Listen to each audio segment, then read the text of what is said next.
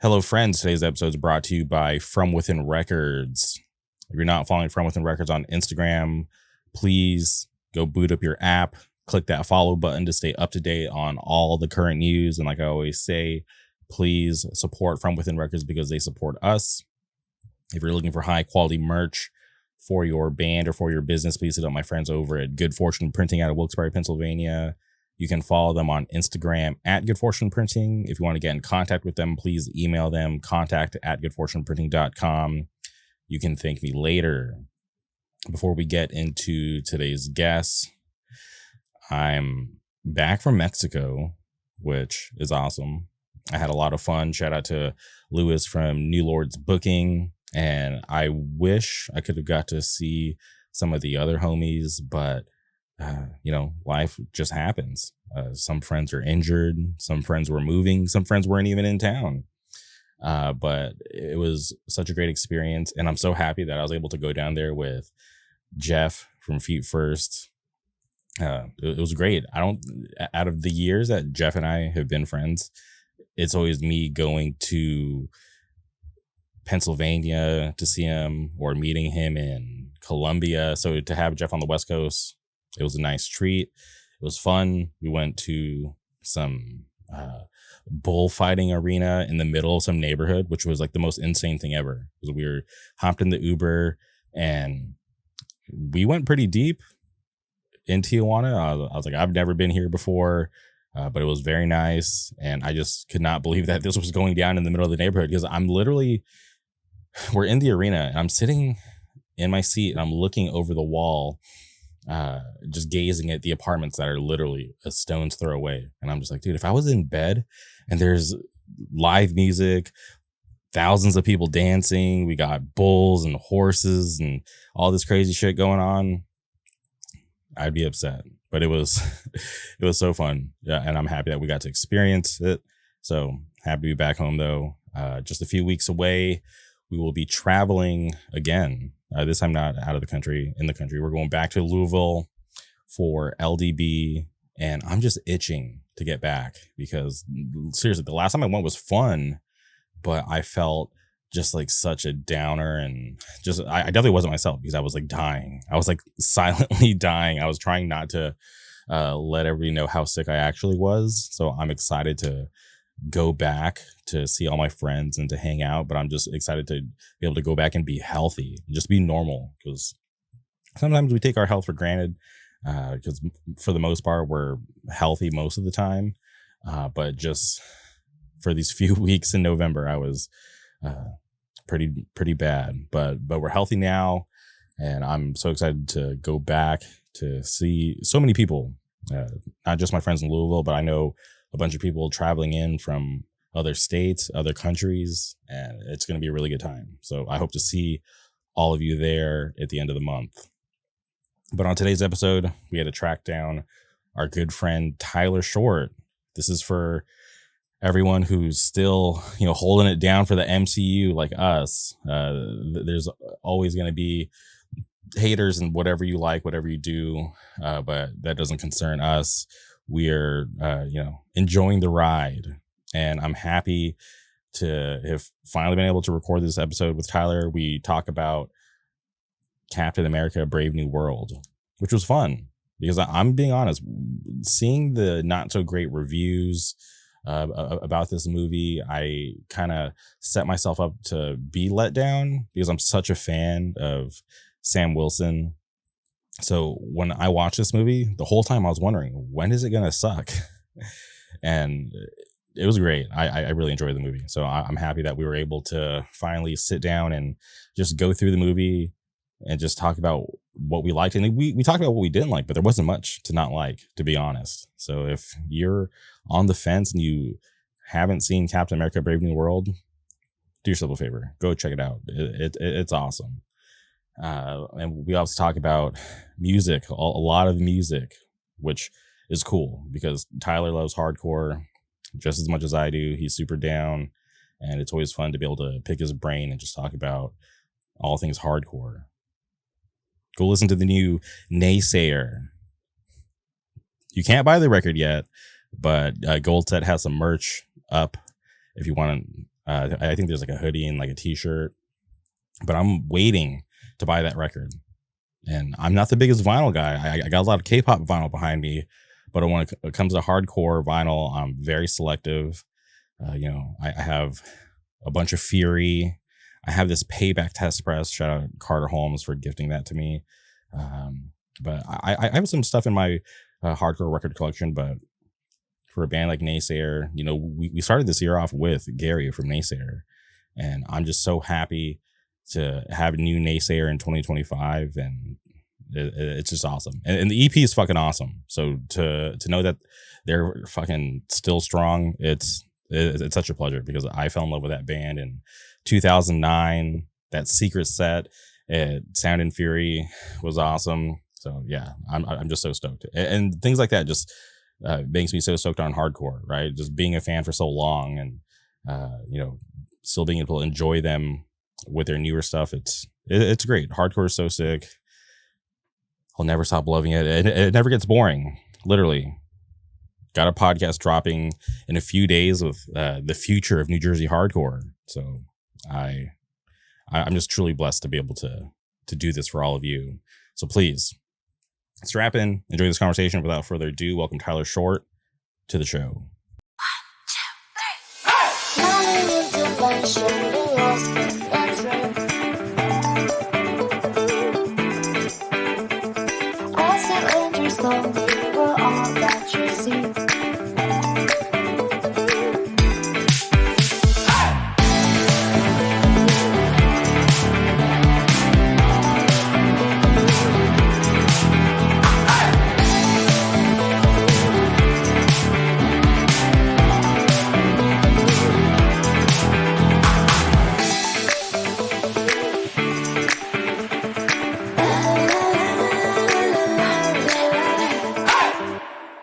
All right, and we're recording. Welcome back to the podcast, Tyler Short. How's it going?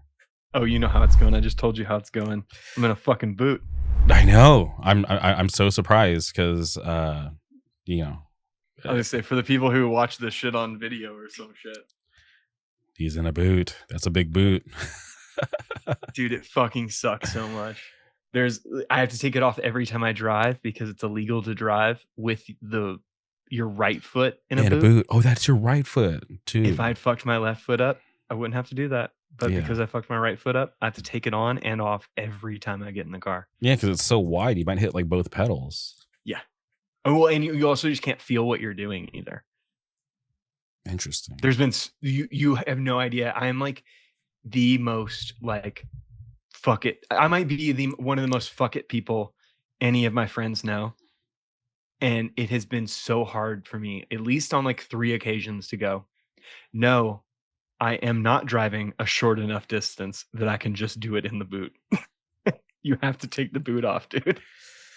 I've had to like talk myself into it at least 3 times. I've been like, I'm just going like earlier today. I was going from the post office to Kroger, all within parking lots. Mm-hmm.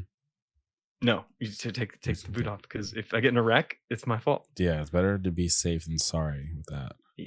But is it a process to take it off? Is it just like Velcro, or like what is it? It's Velcro, but it's annoying because like, dude, these things are crazy. They're like fucking like the puff up basketball sneakers. You've got like a little button that you push that like pumps up these little like air bladders in it to like squeeze around your ankle so that it doesn't move. I didn't know that was a thing. Anybody else who's been in a boot is like, yeah, duh. And I'm like, I had no idea. So, I thought it was just really padded already. Now, was this the result of like a spin kick or a stage dive? 2-stepping. 2-stepping? Yeah.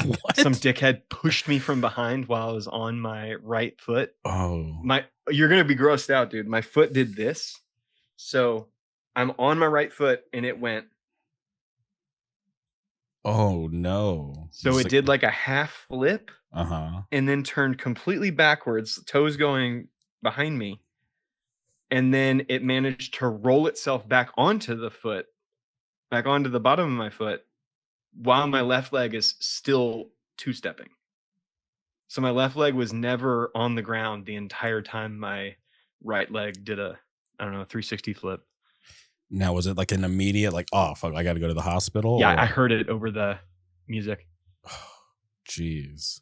It sounded like a rubber band snapping, and I limped away to the side and went, "Yeah, I'm fucked." And then I limped backstage, put my foot up on some gear. I patiently waited till the last song, and then hobbled out and popped my confetti popper that I was responsible for, and then waited for the song to end. And then I found Ashton and was like, "We need to go home right now." Jeez.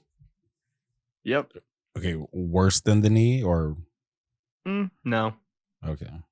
no, because I mean, I'm at least like, I mean, I can at least walk around. Yeah. Like now that I'm in the boot, I'm free to walk around. I just can't work as long as I'm in the boot because, Would you walk without I crutches?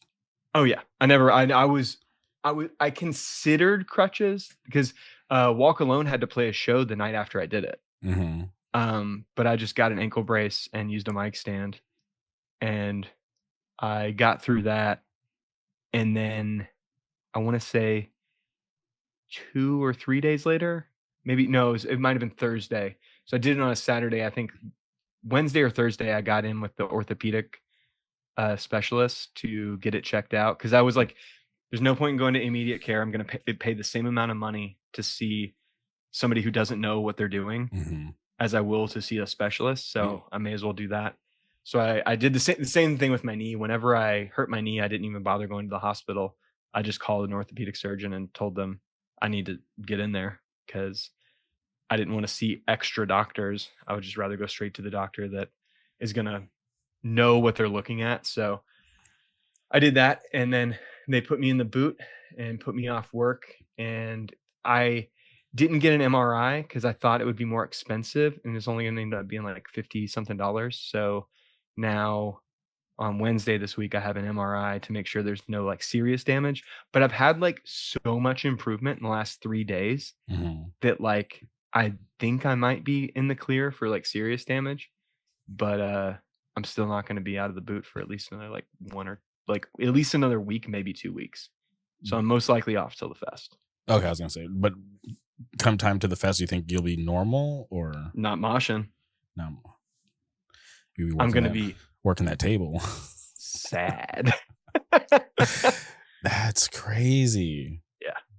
There's like 3 or 4 things playing the fest this year that are like, in my opinion, like mostly for me. Dude, that Shogun set's gonna be insane. I mean, yeah, I would have had a great time during that.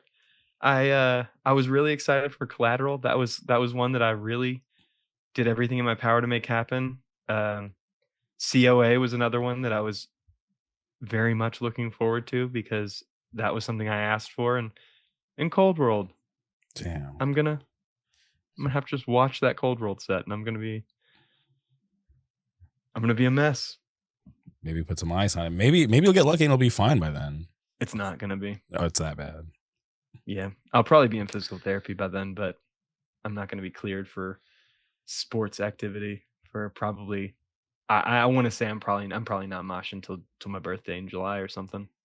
Damn, Maybe midsummer. June. Maybe June. Probably not though. I'm gonna try. I don't want to do it again, so I'm gonna try my best to limit my physical activity to playing a set, and that's gonna be it for me.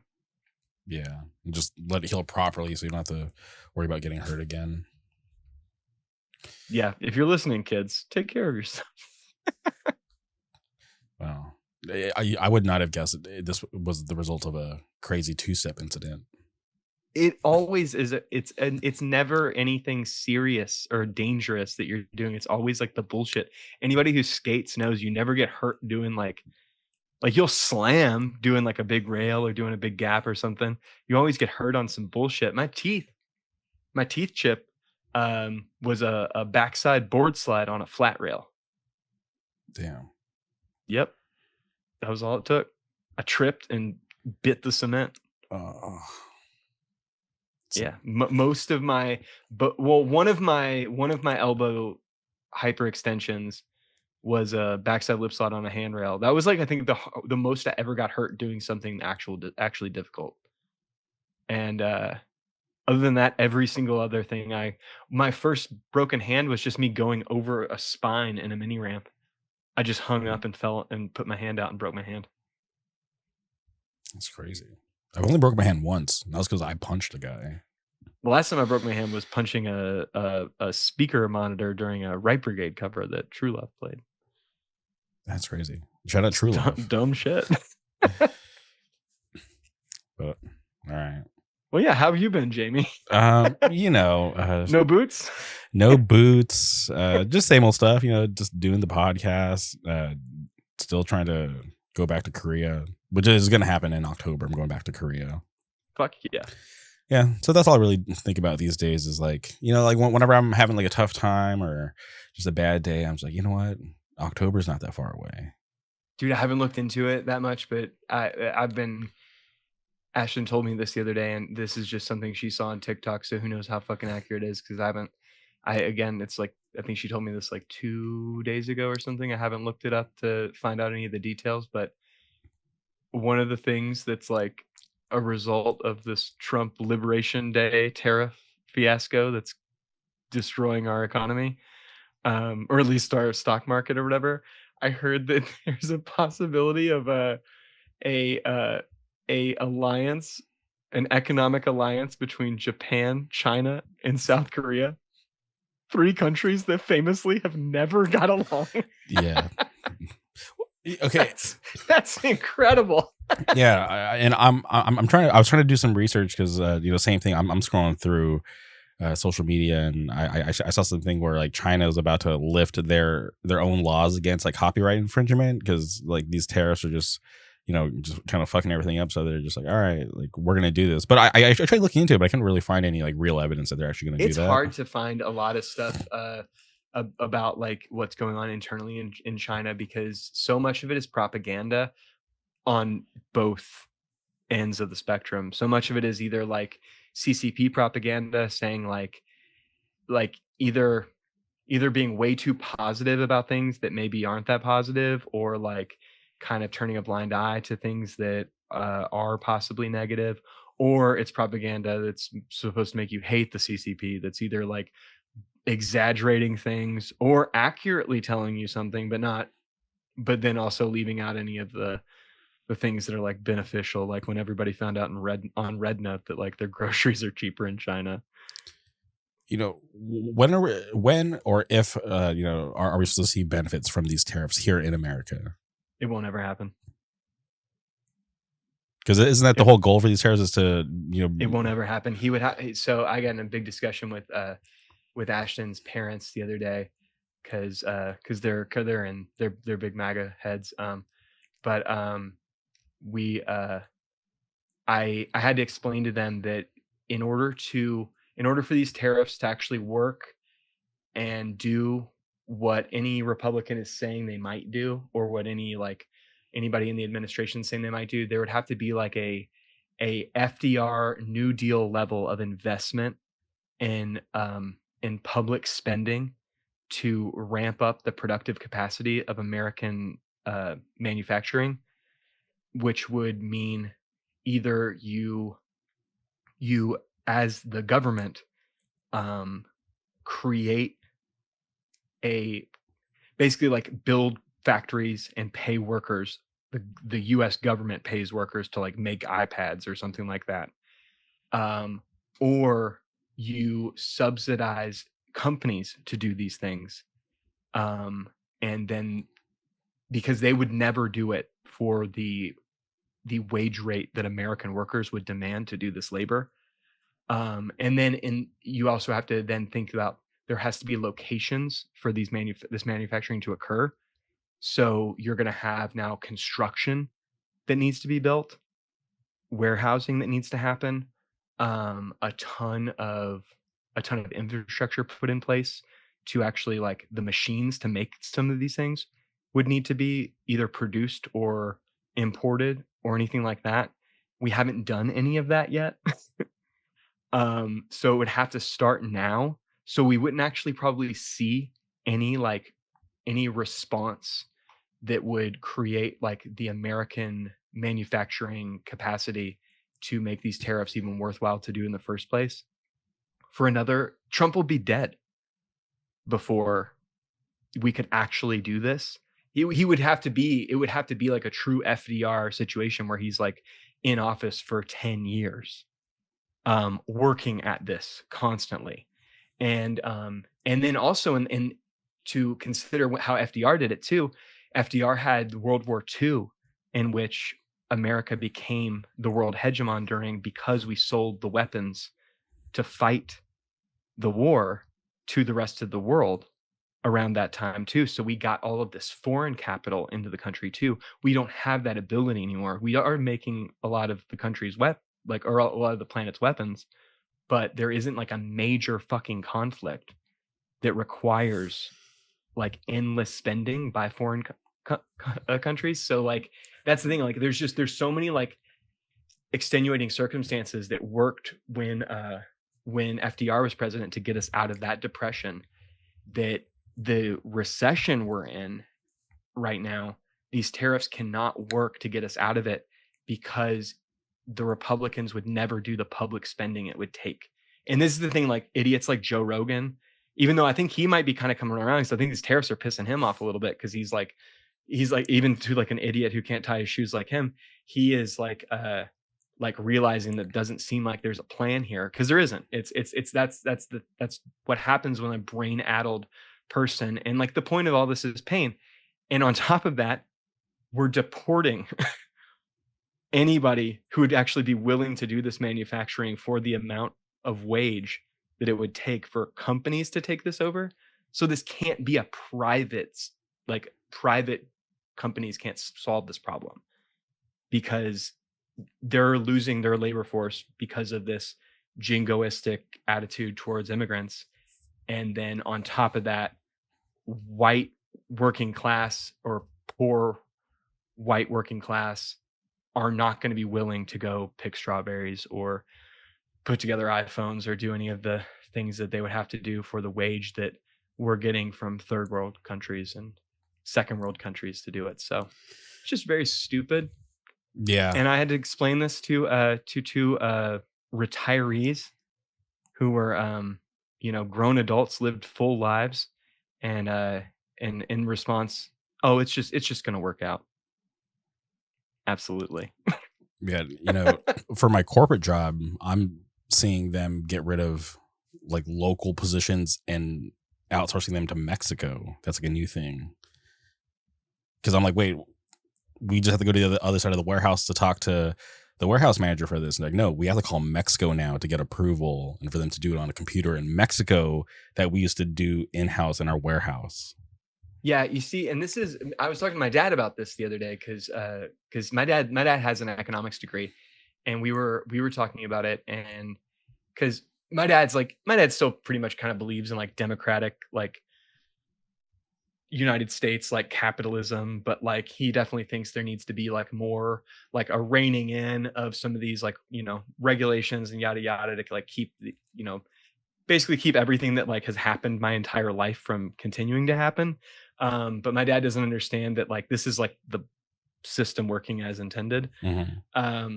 And nothing against my dad. He's just like not insane enough to like think that like there has to be a solution that's just like not on the table currently. We have to do something that's like different. But when I was talking to my dad about this, oh my God, my brain just, when I was talking to my dad about this, one of the things I told him, I was like, dude, like I am like to a certain extent, like very in my core belief of how, like, I'm sorry, we're getting so heavy. We're going to talk about Captain America today. Yeah, we are. We'll get there. But this is about America. In order, like, and honestly, like, it does relate to this movie, because this movie is very much about like America doing the thing it has always done. But ever since reading this, I have one of the books. I have the mutual aid book over there, but I read Peter Kropotkin's Conquest of Bread. It's one of the first books I read when I started like reading again a few years ago after COVID on tour. And it was my second time trying to read the book, because the first time it just didn't take. It was either too like big word for me. And also like the concept was just something that like it seemed like too like pie in the sky. But then the second time I read it, I was like, oh no, this isn't pie in the sky. This is like just like imagining a different way of doing things. And after reading that, I became like way more like, because I've always been like kind of like a populist in a way, but not in the way that like the right wing and the MAGA people like pursue the idea of populism. Because that ship sailed in like the early 30s. The right wing has kind of commandeered populism after Huey Long got assassinated, even though Huey Long was not a good guy either. But for any history nerds right now, they're loving this. But I'm very much like a populist in that way. And then I'm also very much kind of a nationalist in the way that I think that there is like a certain degree, tariffs are important and tariffs can be used to prevent us from relying on global supply chains the way we did pre-COVID that caused our economy to completely fall apart during COVID. In order for you to be more resilient to things like that, this is something Russia did a very good job of, and something China's done a very good job of. But Russia did a very good job leading up to the Ukraine war, which meant that any sanctions that got put on any of the countries that dealt with Russia, Russia could just say, fuck it, fuck you. We've got the productive capacity. We can make our bombs. We can do whatever. We can weather this without the support of the entire, planet being pissed off at us for this invasion. And I think the United States needs to do something similar to that, but with the purpose of taking care of its citizens. And by that I mean not just the white ones. I mean just taking care of anybody who lives here. So I'm a nationalist in the way that anybody whose feet are in America belong to this nation, and this nation should work for them, and they should work to make it a better place too. And part of my idea of like populism and whatnot all kind of materialized while reading The Conquest of Bread, because it does a lot to talk about how you need to centralize your manufacturing and your supply chains closer to the point of consumption. So you shouldn't be calling Mexico to get permission for things. Things should be able to be solved locally for all cities and all. And that does mean like it is going to be hard to do that as like a whole country. And that means that things would need to be more regional. So like there would be like a Pacific Northwest, a southwestern quadrant where like these states kind of come together and they figure out ways to tie their utilities together, tie their different needs, their different food things. And like we do create a world where like we can have things, but like we don't create a world where you can have any fruit you can ever imagine every day of the year, because that's not sustainable. It's not sustainable to have access to everything all the time. And it would make things more special to a certain extent. I think us as hardcore kids and punks really can always get with that because we are used to every now and then having special things. We have these special moments where we get to spend with our friends. We have these special moments where we get to see a band. We have all these special things. But unfortunately, the 30 something million millionaires in this country and however many billionaires are used to getting everything all the time. And they are a big voting block and they're a big donor block. So they will prevent us at every step of the way from ever doing anything that does things to make the boot a little bit less heavy for all of us working people, and also does something to kind of alleviate the planet's pressure that it's on to support this global supply chain all the time.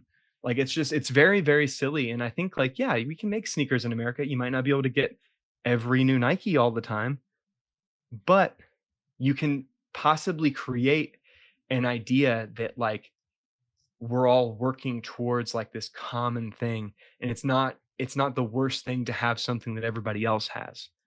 What the best thing is to have something that's of a good quality, and knowing that it came from somewhere that didn't fucking ruin someone's life or cut off their hand. You hear about that place in North Carolina where they found a bunch of like a neighborhood that's like rich with God, I forget which kind of raw materials it is, but the government's trying to be like, hey, you guys want to leave so we can start mining in your neighborhood? but like the whole community doesn't want to leave because they're like, no, we fucking live here. I mean, and that's the thing, and that's where though decisions like that should be left up to those communities to decide. And it would be different if, say, that community was able to extract and monetize the resource under their own feet rather than leaving it up to somebody who's going to make so much more profit than will be made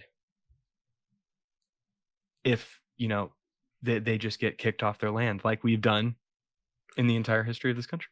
Yeah. Maui, LA, North Carolina, you're next. Yeah. No, it's a mess, dude. It's a whole big mess. And at times I ponder, like, man, like there's solutions, but it just seems like the people who can fix it just don't want to. I mean, some people who can fix it are being paid by different industries to not. I mean, it's the reason why your state doesn't have high-speed rail. It's because the big automakers paid Ronald Reagan to make sure that didn't happen. And he did. Your state would have light rail if it wasn't California would be as probably as connected as Japan is if it weren't for Ronald Reagan. We are getting a light rail, but it's not interconnected to, like, in California. It's literally going from California to Vegas. Cool. Yeah, but like tickets, they're like projecting ticket cost to be like hundreds of dollars when it's like, wait, shouldn't that be like way more affordable? Cheaper. Yeah. Mm-hmm. So it's just, well, yeah, because none of this is functional. It's all I mean, it's the goddamn Hyperloop, dude. It's you spend so much money for so few people to be able to enjoy it because it's all access. Everything is done for access. Everything is done for the experience. It's not done for function. And that's the thing. And also, like, if in the 70s, when Reagan was governor of your state, if the automakers had not broken the ability for Amtrak to get in there and really connect California and all these different cities, that only gets harder as time goes on, as more infrastructure is put in the way. Also, as construction costs get more expensive. That's the thing, dude. It costs so much money to maintain the MTA in New York now.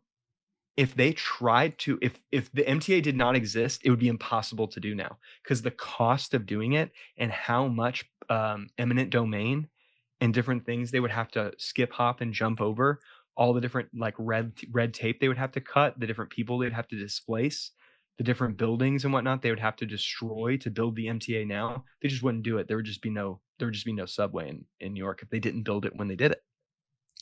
Yeah, there's so many freeways that have just always been under construction. Like, I've lived in Orange County for 15 years, and it's just like, how are these freeways still under construction? It's because when you start building or when you start working on a freeway, you divert traffic onto another one, and then by the time you're finished with this one, you've now got to fix the one that you diverted all the traffic onto. Indiana was the same way for a really fucking long time. Yeah. It's like, yeah, we're building all these freeways to, alleviate traffic, but it's just like people don't stop coming here. There's like endless amounts of people. And I'm like, every time I get on the freeway, I'm like, where the fuck are all these people coming from? Or do we all just live here? It's insane. That's Louisville now, dude. We exploded during COVID because so many coastal work from home people flooded into our city, and come 4:00. If you, depending on when you're leaving somewhere at 4:00, you might as well just stay wherever you are an extra hour because you're going to spend that hour driving. Yeah. It's crazy. I just went to Mexico and, we drive down to San Diego, park in America, walk over to Mexico. With no traffic, it will take you an hour and a half. With traffic, it took me 3.5 hours. I was just like, this is terrible. And that's so many more emissions too. The longer cars are having to be stagnant, the longer things are having to, like, it's just, there's so many issues that would be solved by just making that that initial investment into public transit that no one is incentivized to do, Yeah. because it also immediately people will say, but the jobs, but what about the manufacturing? Well, you just put those people to work doing something else. You provide them with a transitional opportunity to get out of one industry and into another. Yeah. One that could be more And beneficial for, and there was a thing in Kentucky for a while to do that with miners. I can't remember if it was like coal to coding or something like that, or like they had some sort of snappy little name for it, but it was to try to transition coal miners and teach them how to code or whatever. And it's like teaching them how to code is like just showing them how to do just like another exploitive job.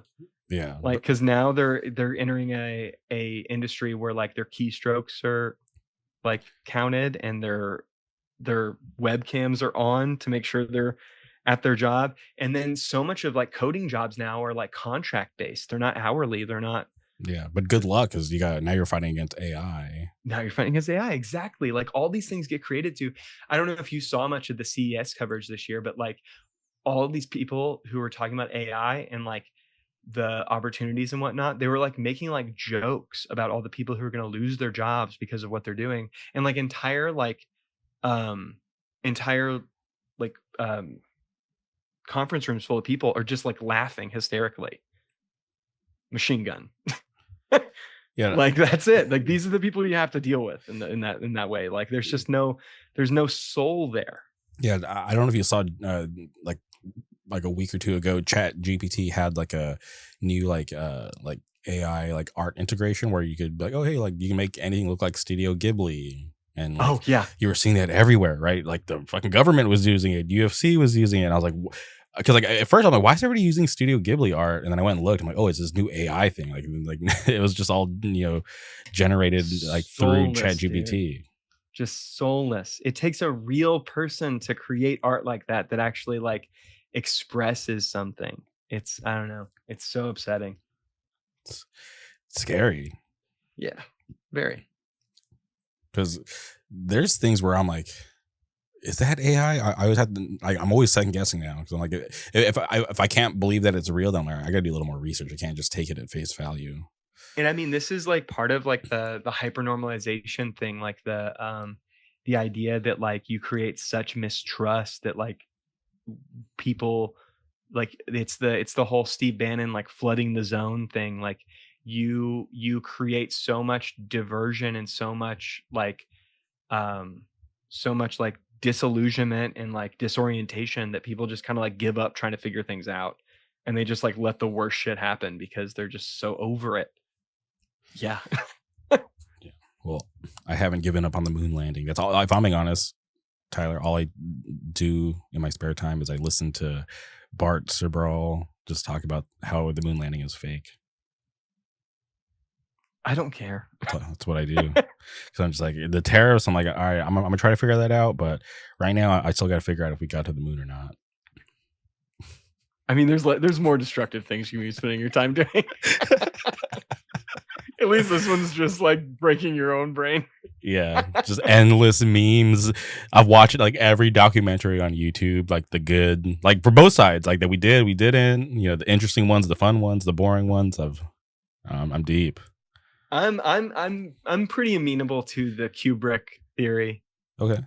That the first one wasn't real, and then we did end up doing it. Okay. Just not that one. And that's also one of the many reasons they killed Kubrick. Also, the fact that he was trying. Wait, he's dead? Kubrick was, yeah. I thought he was Kubrick still alive. got they hit Kubrick with a cancer gun, or at least so some people think. Allegedly, okay. Because the last film he made was Eyes Wide Shut, and he died during the post-production of Eyes Wide Shut. Dude, why do I think he was still alive? And a lot of people think that Eyes Wide Shut had something to do with, or some of the inspiration for Eyes Wide Shut was Kubrick being aware of a lot of the Epstein, Les Wexner, like Bill Clinton, Stephen Hawking, all that like weird, like elite circle, like sex orgy stuff, because that's why Eyes Wide Shut like is about like a secret sex society or whatever. Oh, And a lot of people damn. think that Kubrick was trying his best to be like, hey, there's like some shit going on. I Flew, can't say anything about it, but I'm going to make a movie about it. And then they hit him with the cancer gun. dude, he flew too close to the sun, man. Yep. He's also really old. I mean, who knows? Okay, but real quick on Epstein. The other was it like a couple weeks ago where they walked out and they had the folders with the Epstein files on it. They were more redacted than the last time they released them. Dude, There are people who are like in on this stuff and we're like looking at it and they were like, there's more names crossed out in the new one. this shit is so weird. Yeah. I mean, dude, there's one person who's very, very tied to Epstein that, I mean, who knows, because he might be on the outs with Trump now, but there is one person whose name is definitely involved there because he met his, if not current partner, but at one point partner, Kendall Musk, Elon Musk's brother, met his, like, a person who he, I believe, became married to through Epstein and Les Wexner, who this person was a Victoria's Secret model, and that person was underage trafficked. Shit's dark, man. So yeah, whenever all the like MAGA people are like on the Epstein stuff, like they're gonna release the names. I'm like, no, they can't, because one of the people you guys really like right now, Doge. his brother's fucking tied to this shit. Mr. Doge is damn. Shit. Everything's so ugly. Trump, man. And that's the reason why this movie had to have a different title, because these psychos. Dude, this movie. Okay, all right. See, This movie was almost called New World Order. they should have just rocked. They couldn't do it because of QAnon. Disney should have just said fuck it. They should have said fuck it. Yeah, they're in on it. Disney's in those dark circles. They should. They should have been. Okay. I don't know. I don't know if Disney's in on the dark circles. I think all the penises that people are like obsessed with, that Disney snuck into art and different things like that. All that stuff was just done by disgruntled artists who weren't being paid enough. And none of that's the secret messaging. It's all just like artists who weren't being paid enough who just snuck a penis into the cover of the Little Mermaid. Okay. Well, I'm happy that you finally watched it, because obviously, dude, it took fucking weeks. We kept having to cancel because either Ashton's work or my mom got sick, and I can't make it to the movies for a movie more than goddamn once. So every time one of them couldn't do it, I was like, all right, we'll wait. And I just became sadder and sadder. I don't want to like ask you about it because I don't want you to feel like I was trying to like pressure you or anything, but I just assumed like your mom was sick like the whole time. So I was like, dude, I hope she's okay. She was sick 2 of the times we tried to go. Okay. And then one of the times it was like the only day of the week that Ashton was off work, and she was like, can you not do this to me, please? So I was like, okay. Respect. Okay, the one day we'll off. wait. Okay, but you watched it. Initial thoughts, and then I liked it. Well, I liked it because I thought it was gonna suck. Yeah. Okay. I'm sitting there, right? I'm there for the 4D experience, like usual, same shit. They I can't believe you keep doing this 4D thing, but yeah, continue. But this was the last 4D movie, and then the theater is under construction right now because they're getting some enhancements. But this 4D was crazier. They're doing like snow and bubbles, and there was snow. Yeah, I don't know what the hell's going on. Insane. Dude, speaking of 4D, we went to the theater that we went to see this in has a 4D theater. Oh, when did you go? Because Minecraft is playing in that theater now. Oh. Okay. And while we were waiting for my mom's pizza so that we could go back, the Minecraft movie let out, and this, I don't know what you would call it, like a, I'm trying to think of like a different like word for like a grouping, like a herd or it was bigger than a pack. It's bigger than a pack. It's definitely, I would say like a 30 to 40. Sounds like a mob. Young, under 20s. Okay. Young men, various races, various heights, multiple broccoli head haircuts, come walking out of this theater, all clapping in suits. All of them in suits, clapping and just hooting and hollering, coming out. and then behind them, this lady and her like 2 daughters come out, and this lady is fucking livid because of how these boys were behaving during the Minecraft movie. And I looked at Ash and I went, I don't know what this lady expected going to see the Minecraft movie. I would have 100% expected a bunch of broccoli-headed freaks to be in there having a goddamn jolly old time watching the goddamn Minecraft movie. This is the demographic. Yeah, I don't know anything about Minecraft, but all the weird videos I've seen on TikTok and Instagram is just like people going insane in the movie theater, like throwing popcorn, just getting rowdy. Damn, okay, it's a thing then. Yeah, I don't know anything about Minecraft, but I'm like, all right, I guess yeah, they're down for their stuff. So I saw a bunch of people trashing the movie on the YouTube, and then according to that, you know, passing herd of young broccoli heads, best movie they'd ever seen. I don't know. I did hear something recently. I heard there's like a thing in theaters where like people are like acting while they're watching the movie. Yeah, it's like Rocky Horror Picture Show type stuff. Like they're like performatively reacting to the movie, like laughing very hard, or like like people just forgot how to behave in public. Well, I just think it's just the Minecraft culture because like. No, apparently this is all movies. Oh, all movies. Not just Minecraft. Oh, I thought about Minecraft. Oh, people who are in all movies apparently now are just like performatively reacting to movies. It's like we've forgotten how to like be human beings. Dude, I'm worried about getting shot up when I go to movie theaters. You're going to that 4D theater. I don't think anybody's. I hope not. No one's coming in the nobody's going to try to hit moving targets in a theater. So I think you're good in the 4D theater. You might be onto something. It might be the only theater that's actually safe. Yeah.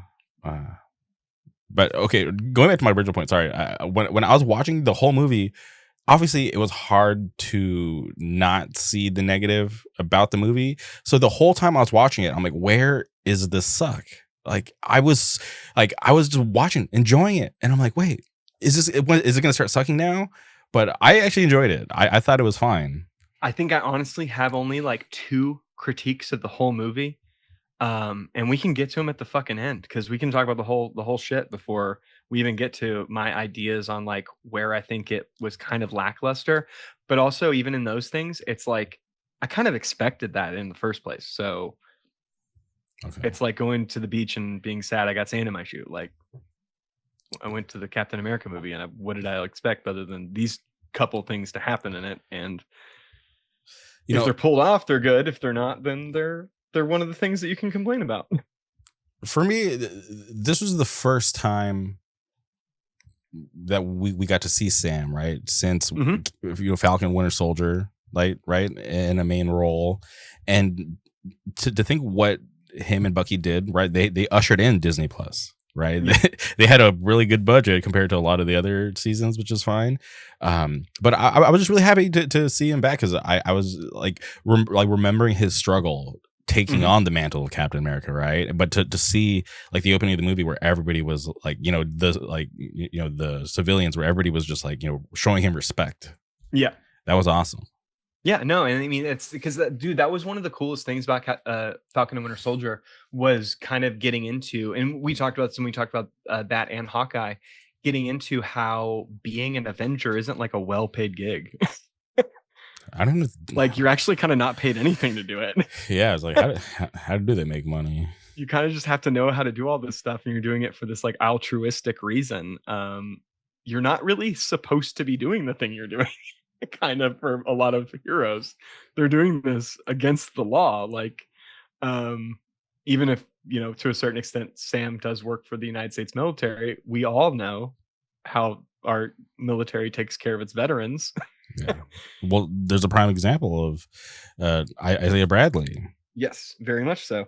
And one of the critiques I had, or one of the critiques I heard about this movie were people critiquing different things that the movie should have done. And in my head, my response to those were, well, they did that in Falcon and the Winter Soldier. Like, if you watch that show, you'd see that they did the thing that you're complaining about. They just kind of did it really quick in this movie. because the movie did a good job, I think, to a certain extent. Because my mom didn't see Falcon Winter Soldier. She enjoyed the whole damn thing, and wasn't lost at all in like how any of this made sense. Sure, she would have probably benefited from seeing Sam and Bradley's relationship and Sam and Rhea's relationship a little bit more, but it's no biggie. My big thing was like trying to remind my mom, Harrison Ford is William Hurt's character. Okay. Yeah, because if you're ever confused, William Hurt died. His character didn't. Yeah. And that was the only thing that like I would think like I guess I'll get one of the valid critiques I can give the movie is that it is kind of insane to make a sequel to a movie in 2008 that nobody really liked. But I thought they did a pretty good job at it. Yeah, because I feel like it served a lot of the fans that have been around, that have been wanting some sort of closure to some of those characters. So it did a nice, and it, like the book's not even closed on the people that it brought back from those movies. No, it just did a good job of one of the positive things I heard about this movie is that they really did a good job with the Ross character of making him a real character in the movie. Mm-hmm. Like he wasn't just a one-sided villain. There were kind of two leads in this movie, and it was Sam and Harrison Ford. And I heard some people say that Sam doesn't have an arc. I think Sam does have an arc. It's a similar arc that he had in Falcon and the Winter Soldier, but it's because that arc wasn't completely closed yet. But because the Falcon and the Winter Soldier is him like feeling like he can be Captain America, and then this one is him learning that he is Captain America. So it's just kind of the culmination of that, because now he's gonna have to fucking put together a new Avengers team. But for the Ross character, they really did take this character who's always just kind of been pretty one-dimensional, and give him like a lot of conflicting motivations, some dark shit that he's done, a lot of regret, and then him basically kind of having the Tony Stark, like, you create your monsters, you create your own villains, and it really isn't up to you to be forgiven for this. You've got to earn that right to be forgiven for this. And I think he kind of does. I don't think he can be forgiven though. Oh no, there's certain things he did in this movie that are completely unforgivable. Locking up Stearns extrajudicially in like a Guantanamo Bay style basement is that's a war crime. Yeah, that's why I sympathize with Stearns. Yeah, no, Stearns had and like I've heard some people like critiquing like well, why didn't Stearns do this? Why didn't Stearns do this? He could have, if he could have done like, why would he like all these different like moments in the movie where like he could have done something like way worse and like killed Ross, or like, and it's like he didn't want to kill Ross. Yeah, he wanted to ruin his life. Yeah, because he could have easily done that because he's killed a bunch of people. Yes, he kills a lot of people. Get straight up smoked in this movie. Oh God, the Sam's friend, the guy who looked into the pills for him. Yes. Oh, God, that one bummed me out. That was pretty. That was kind of a bummer. Even though that guy is in SEAL Team 6, so he's probably done some real bad shit. Yeah, I still felt bad for him. Yeah, because he just got taken out. Because he just gets killed. Yeah, he's like, hey, I got the info on the pills. Boom, you're dead. Yeah. Do you want to go through the movie at all, or in any sort of way? Because I just kind of have like thoughts on like different sections of the movie. Yeah, we can do that. The way this movie opens up with the fight scene. I mean, it opens up with the victory speech or whatever. That's whatever. I get it. That's reintroducing Ross. We're telling you that Harrison Ford is Ross, yada, yada. But that opening fight scene in Mexico, which again, we are doing a boots on the ground operation in Mexico. Very curious when this scene was written and put into this movie, because this movie was in production for what, 4 years? Long time. The movie was in production for like 4 fucking years. And real quick on Mexico, I was like just doing like a deep dive on like Spider-Man shit. And there was the post-credit scene with Venom where he's at the bar. Yes. Yeah. And there's when he's in his universe, like Mexico, you know, they do like a wide shot of Mexico, and it's like, you know, kind of futuristic because there's like skyscrapers and stuff, which is like really interesting. But then they do that same shot, but in, you know, our universe, and it's just normal Mexico. So they're just like, what? Why is Eddie Brock's Mexico so futuristic? Like they've never, That's crazy. They've never touched on never it. acknowledged it. Yeah. So that's nuts. It's crazy. Damn. Maybe in Eddie Brock's Mexico, the cartel didn't take over as the main political power in the country because of United States intervention. Yeah, they got it. And NAFTA and the hardening of the border in the 30s. But actually, I think during the Spanish flu. Well, so this whole operation that we're doing in Mexico, which seems illegal, the fighting in this movie is where this movie excels. Yes. The fight choreography is fantastic. Yeah, I feel like they found like new creative ways for Sam to, you know, use his wings, and for fucking everybody to fight in this movie is very, very inventive. I feel like they really did spend, which I think Marvel's done a good job. We saw it in the Echo series, and from what I can tell, I haven't watched it yet, but Daredevil as well. Wait, sorry. You know, I've texted you a couple of times, and you didn't ever say anything, so I wasn't sure if you ever started it. No, we're watching What If first. I'm watching the shit in the order that it was released. Okay. So all right. We'll watch What If. We'll fucking talk about that shit, and then we'll fucking watch Daredevil and we'll talk about it. We might have to do Daredevil, like I'll watch half of it, we'll talk about it, and I'll watch the other half and we'll talk about it. Because I'm down, because Daredevil's supposed to be. I feel like we'll talk about that shit for damn near 4.5 hours if we watch the whole damn thing and then we talk about it. Yeah, because Daredevil's supposed to be like 18 episodes. So. Yeah, we're gonna have to cut that shit in half. But yeah,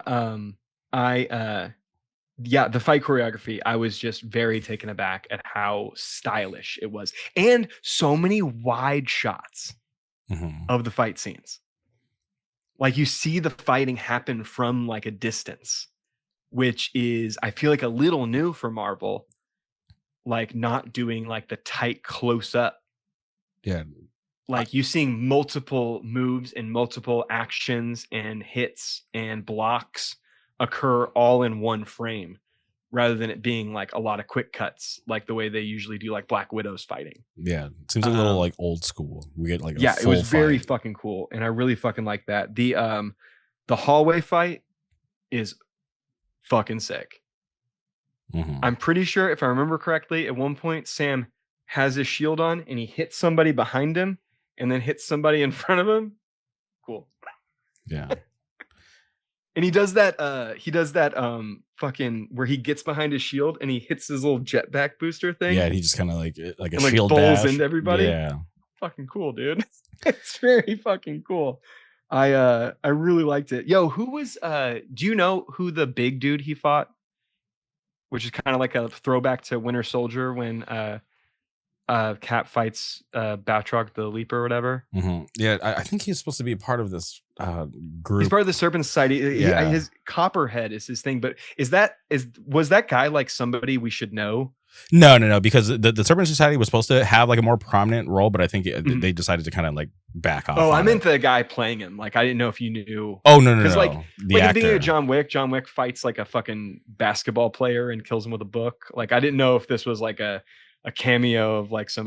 We're watching and I'm like, I can't tell if this is like a wrestler I'm supposed to recognize or something. I don't know. No, because I heard some professional wrestler got cut from the movie. Yes, Seth Rollins. He was like former like WWE champion. He was the guy that, who's the guy that was from Breaking Bad? Why don't I forget his name? Bryan Cranston. No, the bad guy from season 3 who owned the. Oh, Giancarlo Esposito. Yeah, that's who the wrestler was supposed to play. Oh, yeah, really? Yeah, he shot scenes and then they had to do reshoots for that character. Well, I don't blame him because he crushed it in that shit. Yeah, he's a great They should have actor. let him cook more, but he was great Well, every I have a scene feeling we're gonna stealer. see him again. I hope so. I Yeah. fucking hope so. Um, the next thing up, you get to see Reyes gets the clear to go So catch the thing. I'm so like It's really endearing. it's just so cool that they, you know, obviously brought his like sidekick in, right? Because he now it's like, all right, you're the new Falcon, and Mhm. you know, I'm gonna kind of show you some stuff, and you know, maybe one day you could be Captain America. Yeah, no, I really I thought that was cool. The little it very much reminded me of like in the first Ant-Man whenever he does like successful things and he's like pretty stoked on himself about it. That was really endearing. Is it just me or does the new Falcon suit look like Boba Fett's suit? I think it just might be just because the green, maybe. It's the green and Yeah. the paneling too. Like it very much for me really I'm not mad at it, but it looks like Boba Fett. Okay, let me look at it again. That was my my thought. The next thing we see, or the next thing I wrote down was the Isaiah Bradley training scene. Oh, And he goes in there and yeah, that was nice. yeah, it just swings a fucking I like that Reyes like underestimates him though. Very, very like it gave good I don't know, it gave a lot of good like here's one I'll just go ahead and get my critique out of the way. There are too many shots in this movie where it's on someone's face talking to someone and then the camera turns to that person then talking back to that person. There's not enough interplay between the characters actually acting, and this was a good scene where the characters are all in a room together in character, having a conversation, chopping it up, and it feels good. It feels like authentic conversation. And I think that Captain America does play in the melodrama a lot, more than some of the Marvel movies, which this one wasn't like a, well, that just happened movie at all. Like it didn't have the quippies. It didn't have like, it wasn't that funny. Yeah, which I enjoyed. It was very serious. Yeah. Which the melodrama and the seriousness can kind of fall flat when it doesn't feel like you're getting like really authentic interaction. Which again is probably the result of them starting filming this shit during the COVID times still. And like there's still people aren't always in rooms together. Also, for so many years they're filming this, so a lot of these things are in reshoots. Yeah. Where you couldn't get both actors together. So I get the difficulty of this. I just wish they had taken the time to say, you know what, no, we need to let these scenes breathe. We need to let these characters interact more, bounce off each other, play off each other. Because when you really do have interactions with Sam and Ross, or you have interactions with Sam and Reyes, and we'll get to the best scene in the movie, in my opinion, but later. But when you get these real interactions between the actors and you can see that they're in a room together, that chemistry is just palpable, especially for the one later, because the guys just know each other so well at this point. But I think that this scene really does like stand out because so much of the rest of the movie loses that magic of the interplay between the actors. And that's one of my big critiques of the movie is that is the filmmaking process of it. They lost some of that acting thing. It really does. But then again, also one of the things that I liked about it, our friend Dave Bogger, one of the things he liked about it and told me as like a non-spoiler review after he saw it, like opening weekend, he said, it really feels like you're reading a comic book. Yeah, the way they like pan and stuff. Yeah, the way the pacing of the story and the way it all works or whatever, it really does feel like you're reading a comic book. So I appreciate that, and I think that they did a good job at that too. But I like the scene. Yeah, I just definitely cut them some slack because of the reshoots. You know, like obviously like we don't really know. They never really went. I'm like, oh, this is what the reshoots were, but obviously we know that there were a lot of reshoots. So, but I think and that's where I can kind of get a little bit. I can give the slack, but that's the legitimate critique I can give it. Is that it really they did lose some magic between the people. Next thing I have is the conversation Ross has with Sam, where he tells him he wants to restart the Avengers. Is that before the shooting? Yeah. Okay, all right. I have to make sure. He brings Sam in to when they get to the White House. His like assistant or like deputy or whatever is like sent to grab Sam and remove Sam from Isaiah and Joaquin. Mhm. That's when Isaiah gets flashed The with Flash, the goddamn okay. shit. And because Sam's not there to notice anything's weird or afoot. But yeah, so Ross has this discussion, and I did like one of the things I heard that I think the movie did do a good job of is set Ross up like he's going to be the villain. Even though I knew the leader was going to be in it the whole time because I knew Tim Blake Nelson was in the cast. Mhm. I knew he was going to be like a secondary villain in the movie. But I did like the fact that you kind of spend the whole movie thinking that Ross has all these ulterior motives when he actually is being genuine. Yeah, but he's just, I think he just kind of like dug himself too deep with certain shit. Yes, but with these things, with the restarting the Avengers and like Sam being like, you know, like having some like trepidation about it, and he's just like, what about if I don't agree with you on what should happen with the Avengers? And he says, we'll figure it out together. And I did see one thing the Screen Crush guy pointed out is Ross's tie is striped red and blue.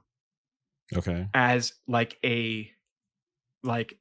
to say that Ross and his like together like message is him trying to bring the country together like to like across the divide and everything to get everybody, because these movies are so like apolitical in so many ways, even though if you really look into like what they are saying, they like do have like a good job of being like as critical of the United States foreign policy as it can be in a movie like Wakanda Forever.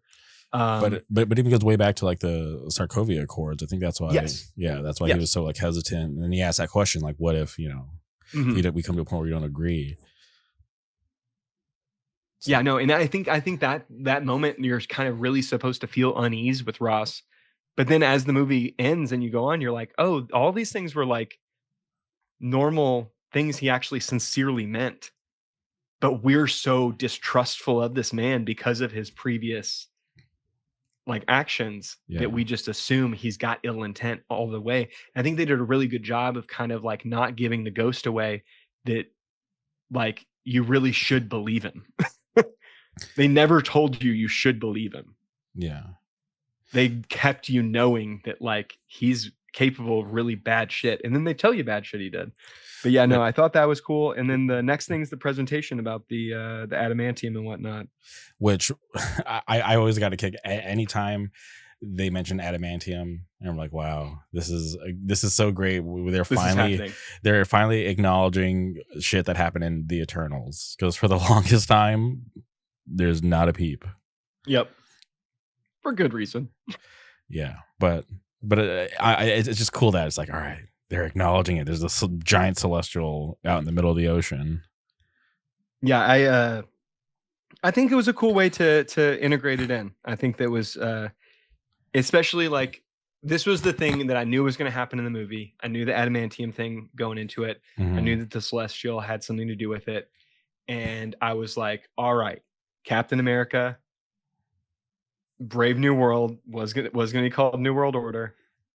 One of the central themes in this is resource scarcity. This is very Captain America. This is very political intrigue. This is in line with the previous examples of what we've gotten from Captain America movies. I was game for it, and this was what I was excited about in the movie, honestly, is how they would handle this, and I think they did a pretty good job. I think that the idea that we're not supposed to trust Ross, like, I mean, did you think that Ross was behind the theft? Yeah, no, the whole time I thought he was a bad guy. Yeah, I had a feeling he was being genuine. That the Japanese adamantium getting stolen wasn't him behind it. But for some reason, I just really did have this feeling like he wasn't lying to Sam. like of all the people he's lying to, I had a Mhm. feeling he wasn't lying to Sam. And so I was pretty, but I did think maybe just maybe he was behind Isaiah Bradley taking the shot at him. See, when Isaiah stood up, I was like, okay, there's no way this guy who, I could get why he would do it, but I knew that he wouldn't do it. Yeah, he So was getting Manchurian candidated or whatever. yeah, so I was like, this is too convenient that there's all these leaders here for this Mhm. new, raw material, and it's like, okay, this is just too convenient. There's some sketchy going on. The thing that I thought was maybe Ross set that up, and this was my preconceived notion from the trailer, Okay, was I thought Ross set Isaiah Bradley up to ruin the deal so that the United States could say, we just have to take it. okay, okay. We just have to take it now. And that's what I thought. That's what I really thought the whole plan was for Ross, was to have like sole ownership over adamantium. And then the movie convinced me otherwise as it went on. But I really did. That was one of the things that I thought going into it from the trailer that I hadn't shaken yet in the movie. So I was still kind of thinking Ross might be behind this. But for some reason, like I think also if I could give the movie one real critique, they didn't really make it that clear till after this even happened, or till I guess this moment, that the thing that they were recovering was adamantium. Yeah, that's true. They just call it the package. They Mhm. don't say anything. They don't. There's no like, if we had lost that, this whole deal would have been, like for nothing. Like, it's so good that we got this back because maybe we can now prove that we're trustworthy and we're helpful and we're a good partner or whatever. And I think that just didn't really get as. And I mean, I get that they would have had to do it through like exposition conversation, but I mean, Marvel movies never shy away from exposition in previous movies, so like I think like one line of that maybe could have benefited, um, but other than that, I think like that's one of the reasons why I just I wasn't present of mind thinking about that. But it did, like, I think the fact that it, maybe because it wasn't present of mind, later on when the leader's plan starts getting laid out, it did kind of give me that, like, not as serious as the Zemo moment in Mhm. Civil War, but I did have that moment where like the whole plan kind of like I don't know, like rope underwater got like pulled taut, and the whole plan like came into view, and it's like, oh shit, he made all this happen. Yeah. That's pretty cool. I like that. Um, but yeah, I one thing I heard, the Screen Crush guy pointed out about Bradley that I thought was really really sweet, and I didn't remember this, but his wife died while he was in prison. Mhm. So that suit that he wears to the White House is the suit that he wore when he married his wife. It's his only suit. Mhm. So when he is getting like captured and he's like getting upset, like, don't mess up the suit. That's really sad. Yeah, because it's like this is a guy who could easily not be restrained, but he's choosing to be, powerless. Yeah. And yeah, and that's the one thing that he cares about, because it's just like, it holds so much value because of, what it means. He wore it to, his wedding. It was Yeah. And sad. then also, like, but then to wear the suit that he, from the wedding to his wife, who he never saw while he was in prison before her death, he wears that to the White House, the representation of his oppression. It was very symbolic. I was with it, and it was very sad for him to watch him get thrown in an orange jumpsuit. We did get introduced to, though, Ruth, Okay, this is the one of my big gripes is this the character. little widow. Dude, like, This was Dave's least favorite thing about the movie. I didn't hate her. I I just thought she was pointless because, like, watching New Rock Stars and them talking about how, like, yeah, this character was just kind of there, didn't really do anything, and I agreed. And obviously the origin of the actual character, they couldn't really touch on because of, like, all like the political stuff. So I think And I think that's why a lot of her backstory was left out. And I heard that the one thing I heard was the Black Widow thing was a late decision. Yeah, because because they didn't want to have to talk about the idea that she's from Israel, because that honestly makes her a villain. Yeah, because I'm gonna be honest. I was like, why is the Mossad so bad? So I had to like go Google it. I'm like, oh, I get it now. So yeah. So but I'm like, why? There's an endless amount of like superheroes. Why would you pick this one? You love your conspiracy theory shit. Watch the Octopus Murders on Netflix. Okay, hold on. Let me write that down. Watch the Octopus Murders on Netflix. I can't remember if they touch on Mossad too much, but it centers around this software that America developed. Okay. Well, a private company in America developed this software called the PROMIS software. Okay. That we then sold around the world. It was the first software that allowed you to digitally process and save court documents. So it was like the beginning of getting like paperless as far as like court, like Justice Department files and different things like that. So we sold this software around the world to all these different countries in Europe and in Asia and the Middle East and whatnot. And it was to help, these countries used it to, help file all their stuff. There's a back door into that we could get into, and we could look at all their shit whenever we wanted to. It's like, hey, you don't want to know the other country that sold this software? Who? Israel. We gave it to Israel so that they could sell it to the people that they wanted to spy on. Is that how they got Jeff Bezos' nudes? That's how Ghislaine Maxwell's father got killed. He was the one who sold the PROMIS software for Israel. Sheesh. And well, he fell off a boat and drowned. But yeah, that's one of the big things is that Robert Maxwell was one of the reasons why he got was because he was the person who tied Mossad and the Israeli government to the PROMIS software that Israel was responsible for getting in other countries that gave them access. I think they sold it to like Egypt and a few other countries that like they then ended up in like, a 7-day war with and whatnot. But yeah, watch the Octopus Murders. It'll make you really sad. I don't know. It's intense though. Is it gonna make me sad? Yeah, well, because a really good guy died because of it. Oh, okay, then that'll make me sad. Like the guy who was uncovering all this stuff, he killed himself in a bathtub by slitting both of his wrists. Oh my god. To the bone. Yeah. So I get nervous sometimes. When you slit your wrist that deep, you then can't use your hand anymore. Yeah. I know. It's so obvious. It's like this guy did not kill himself. Somebody killed him. Yeah, it's pretty gnarly. But yeah. So yeah, that's why the Mossad's not good. I mean, it's not good in the same way our CIA is not good. No secret organization in a country is ever going to be like.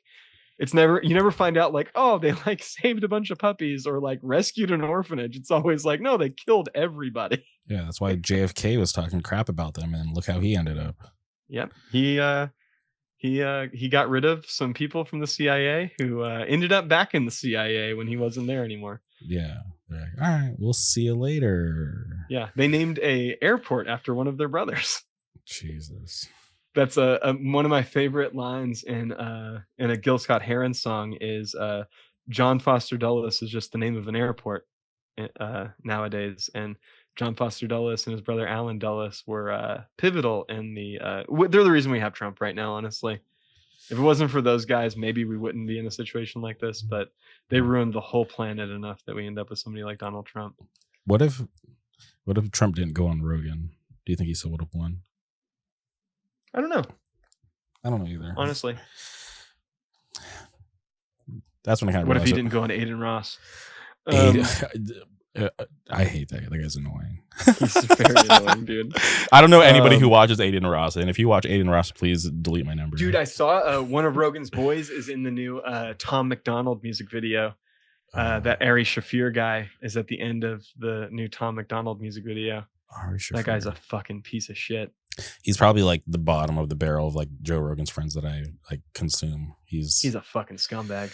He's whack. I don't really like him. He is a fucking scumbag. Speaking of Mossad and Israel and whatnot, Ari Shafir, The amazing Zionist- racist. He's the big amazing Zionist racist. racist guy. He sucks ass. But I didn't hate the Israeli widow very much. I It's was like- ready to hate her. I was ready to hate her a lot. I didn't But, hate her, but I was just like, why are you here? I think just to be another comic book character. I think that was really it. Yeah. And one thing I saw because of like the mind control aspect of what's going on in the movie, Oh. possibly she was more susceptible to being like, oh shit, it's mind control. You know how they And, could have like, solved that? believing it. You know how they could have solved that? How? Could have called up one of his best friends. Hey, Yes. we think we got something. We He's right just up been your in too alley. many- he would have stole the show like he does. Yeah, okay. We'll get there. We'll get there because I have some We really will strong get there. feelings about that. But one thing I kept. Oh my god, I can't remember if you've seen this movie because every time we fucking do this shit, I bring up a movie that is like a classic movie that we find out that you've never seen. Yeah. Have you ever seen Planes, Trains, and Automobiles? No. I think we've talked about this movie before. Dude, this movie comes about all the time. I Yeah. feel like it's one of my favorite movies. I've got it tattooed on my leg, Jamie. Just watch the shit. Okay, well, I didn't get it tattooed. And that brings it to a whole nother level. It is a funny flick. Steve Martin's fantastic in it. John Candy's fantastic in it. Okay. There's this part in the movie. Okay, this is just me talking to the listeners. Okay. Jamie, you can fuck off. All right. The little Israeli chick from this goddamn movie reminded me of when I think it's Gus or Gus's son comes and picks John Candy and Steve Martin up from, I can't remember if it's the bus stop or the airport, but they get out of the truck and his wife gets out and he yells at his wife to get their gear and put it in the truck. And they're like, no, we get it. And he goes, no, she'll get it. She's small, but she's strong.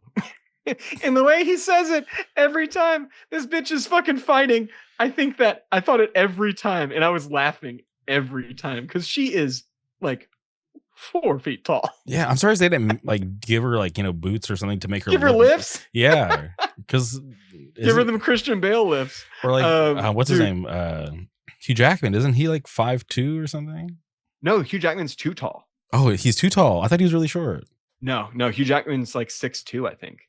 What the hell? That's crazy. They lift other people around. Okay, man. Maybe that's why I got it confused. No, Christian Bale famously, or Christian Bale and Tom Hardy, or no, Tom Hardy wore lifts. Tom Hardy wore lifts because Christian Bale was too tall, and they wanted to make Bane a more imposing force. Mm-hmm. So Tom Hardy's wearing like platform shoes whenever they're fighting in the fucking sewer or whatever. But also famously, Tom Cruise be wearing lifts all the time. Dude, my favorite actor, Tom Cruise. Dude, last Mission Impossible looks fucking lit. Yes. It looks fucking crazy. An end of an era. It's gonna be good. I can't wait. I can't wait to see what he does next. Next thing I got written down is that roadway scene with Sidewinder. Yes, this is what I really One of the like. best scenes in the movie. It's what I like with Captain America is like he's not always fighting like a super powered up villain, right? Sidewinder is just like some tactical dude. Yeah.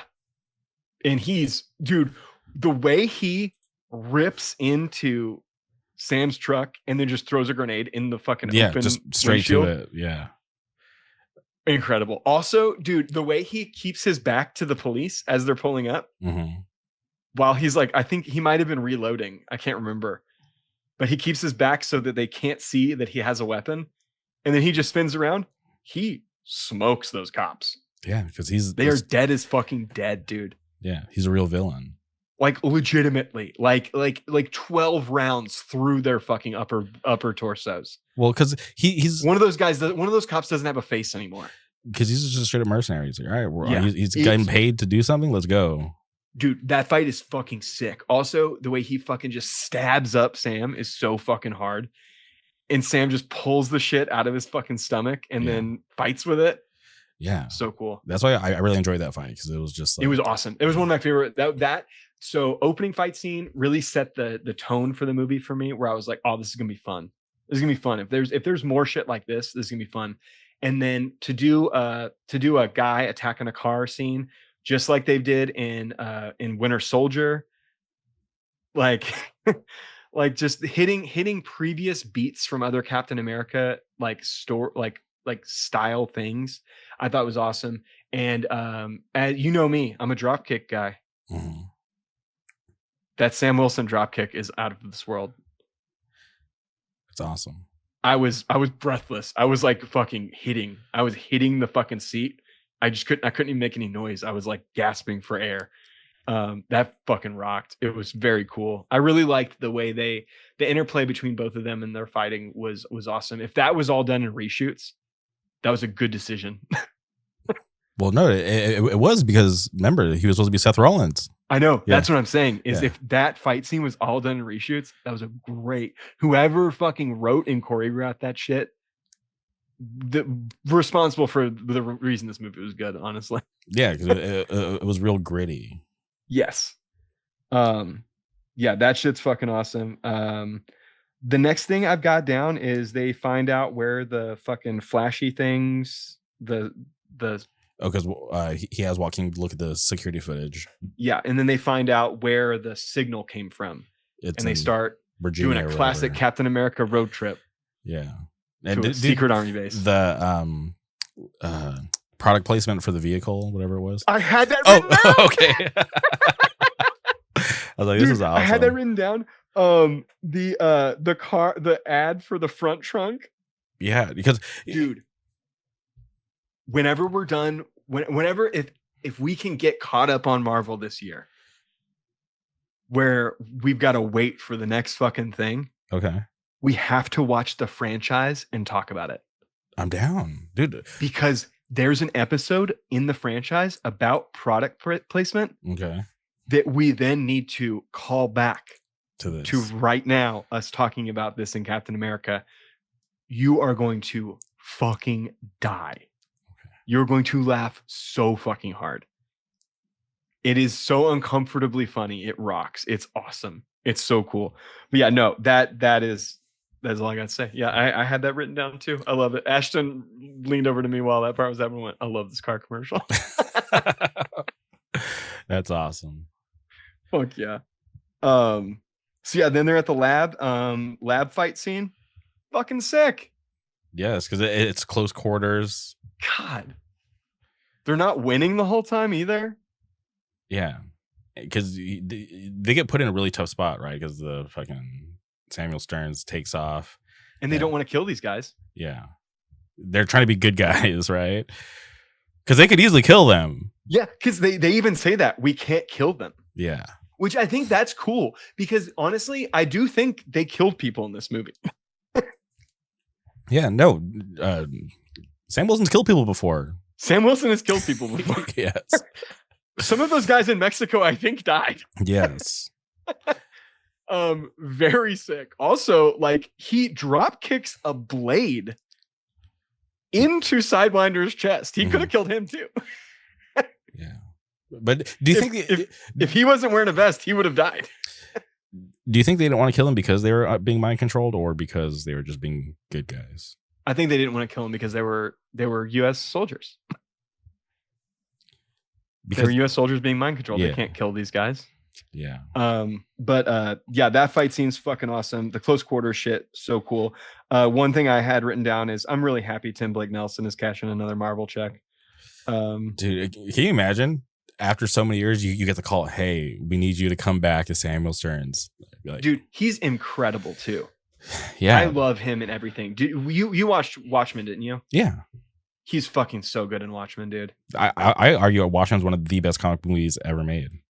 Wait, the show or? Oh, I was talking about the movie. I'm talking about the show. Oh, I watched like the first episode, sorry. Dude, you should watch the show. The show is the best Watchmen content outside of the comic book, in my opinion. Interesting.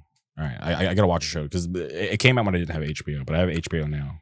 The show is a direct continuation of the comic book, not the movie.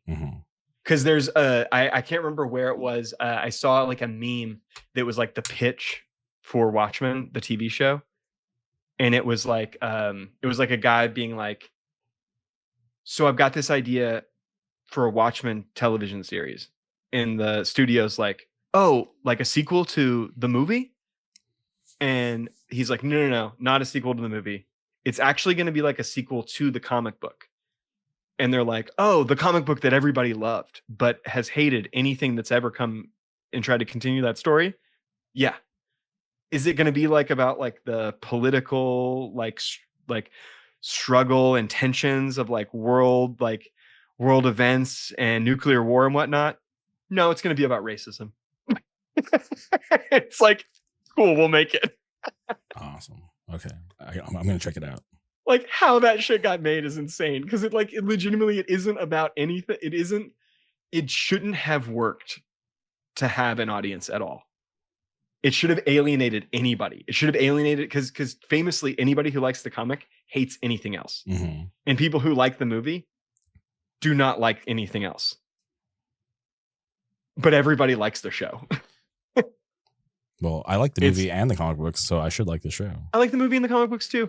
I think that Zack Snyder did a good enough job translating that shit. And I think that he did a great job of doing the thing that he does best, which is doing like the iconic frames of something in live action in a way that's like faithful to the source material.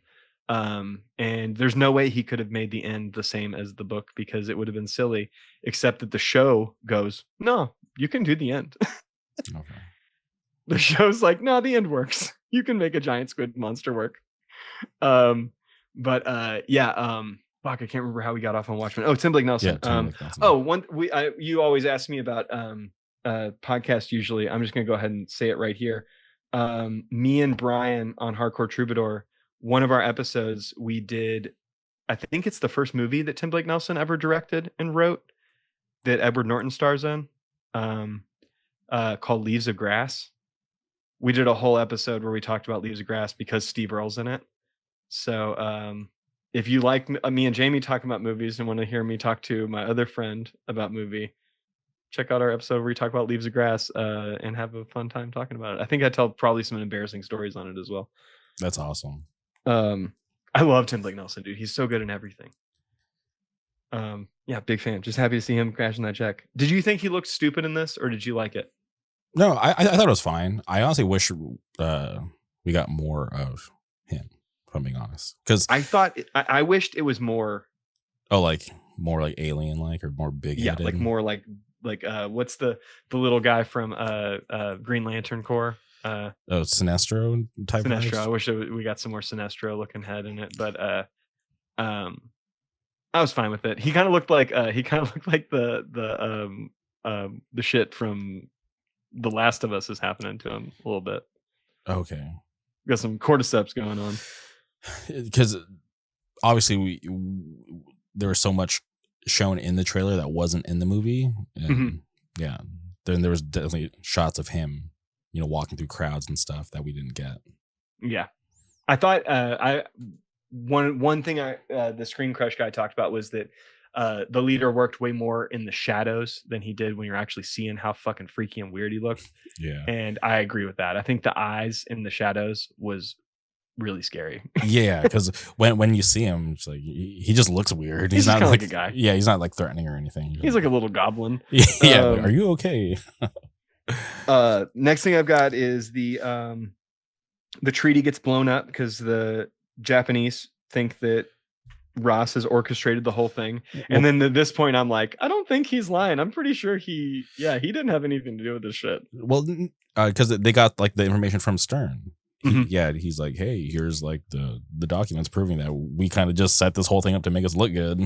Yep, because he used CIA money to do it because he has access to all this shit because he's a fucking computer freak. And then one of the critiques I saw that people said, which was my critique of the goddamn Eternals, how fast people are getting around in this goddamn world. I can, to a certain extent, accept that like Captain America might have access to different sorts of vehicles that can move at speeds to get around the world in a way. And my beef with the Eternals was there's no goddamn way that those what were the fucking little monsters called in that shit? I don't remember, if I'm being honest. Dog, I can't remember either. what were they called? They're like some little fucking like sketchy little monster name. But anyways, the fact that I figured out that those fuckers would have to be moving at like 600 miles an hour to make it around to all the different places around the world. They're called deviants. Deviants, yeah. The fact that I figured out the deviants would have to move at 600 because those motherfuckers aren't flying. They're not. They don't have a jet. The Eternals, I had no beef with the Eternals getting around the world that fast. They had a goddamn ship they're getting around in. Well, maybe. However, maybe deviants. Maybe they had a secret sling ring that they just didn't show. Yeah, who knows? Or they can pass through dimensions or some shit.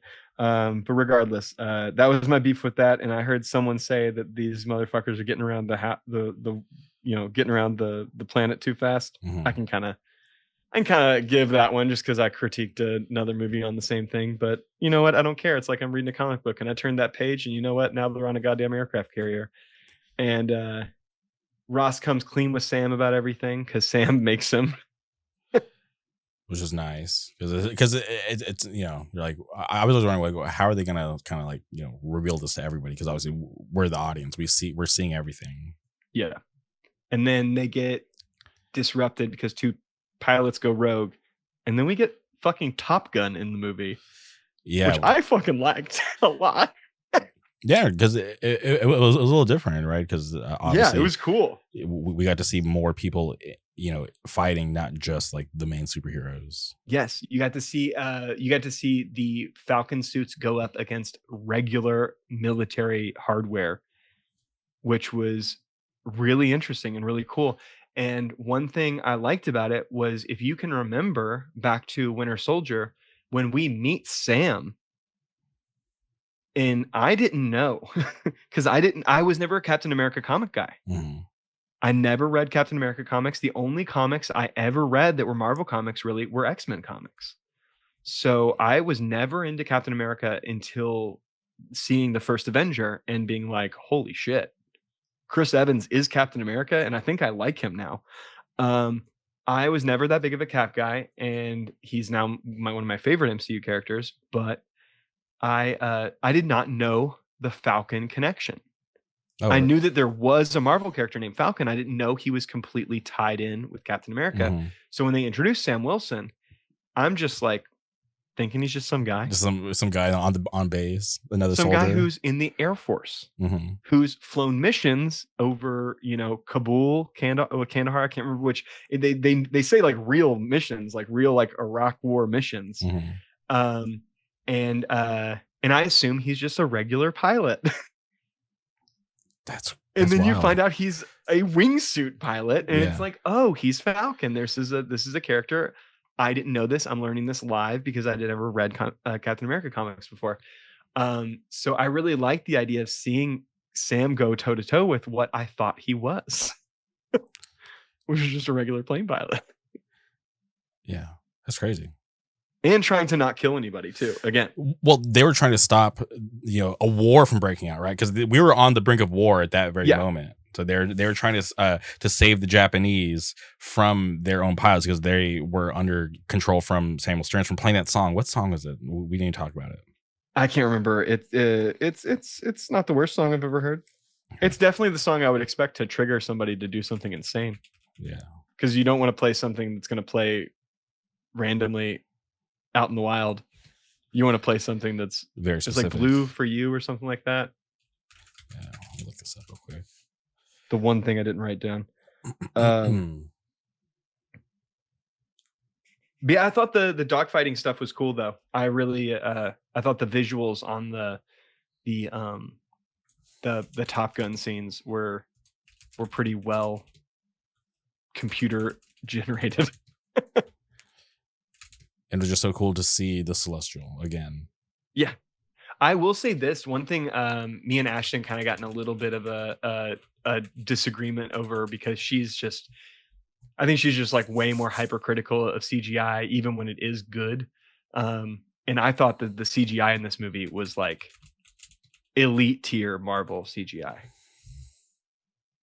I'm trying to think. Like I saw a lot of complaints on like the way his helmet like combobulates and decombobulates or whatever.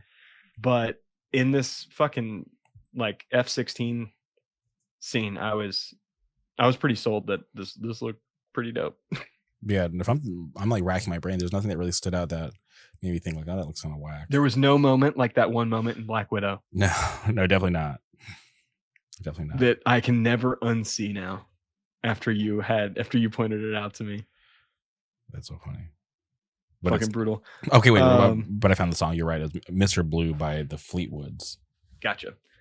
But yeah, Cap surfs a missile. That part was funny. That was cool. I was like, this is badass. That part really made me laugh. Oh, dude, when the leader shows up to that admiral's house so he can get on the phone with Ross, and he just kills that guy and his wife. That's how you know this guy's just deranged. Christ, dude. He doesn't give a fuck. Yeah, he's been trapped and treated like shit for so long. Yeah. That shit was hard. Every Cap villain, I feel like, outside of maybe Red Skull, except I guess Bucky is kind of the villain in Winter Soldier, even though the big villain is the Hydra infiltration or whatever. Mm-hmm. But Zemo and the leader had like similar vibes in the way that they will just like kill strangers. Yeah, I fucking love Zemo. Me too. We need to see him again. I hope he comes back. I'm really excited. He's in the raft now with the leader. Yeah. And Ross. So who knows what the fuck they're gonna get up to? Maybe in Thunderbolts we'll see him.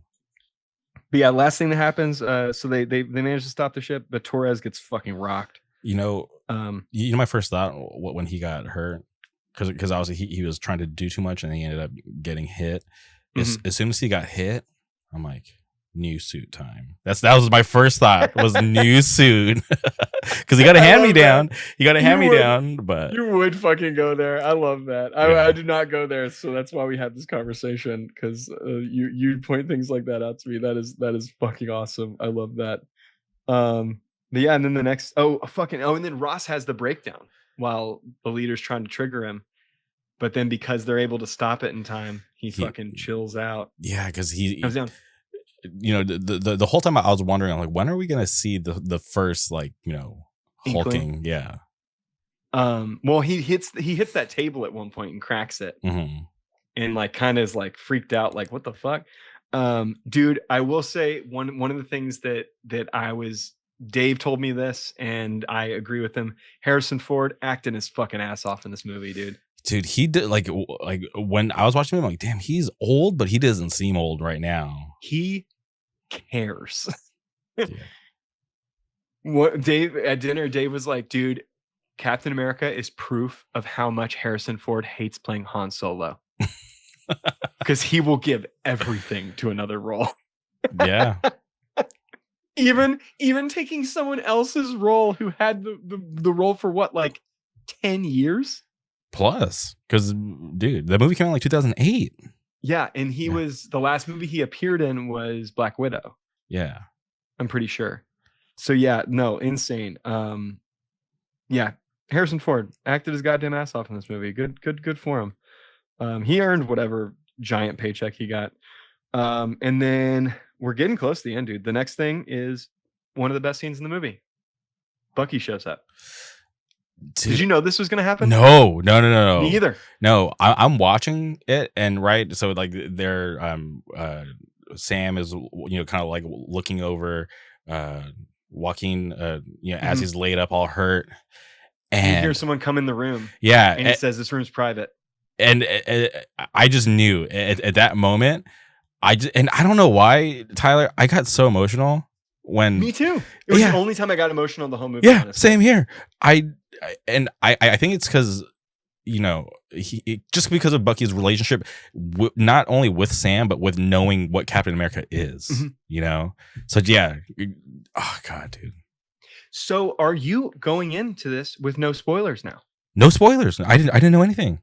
Isn't this better? Yeah, normally it's all spoilers, but yeah, this one I just stayed away.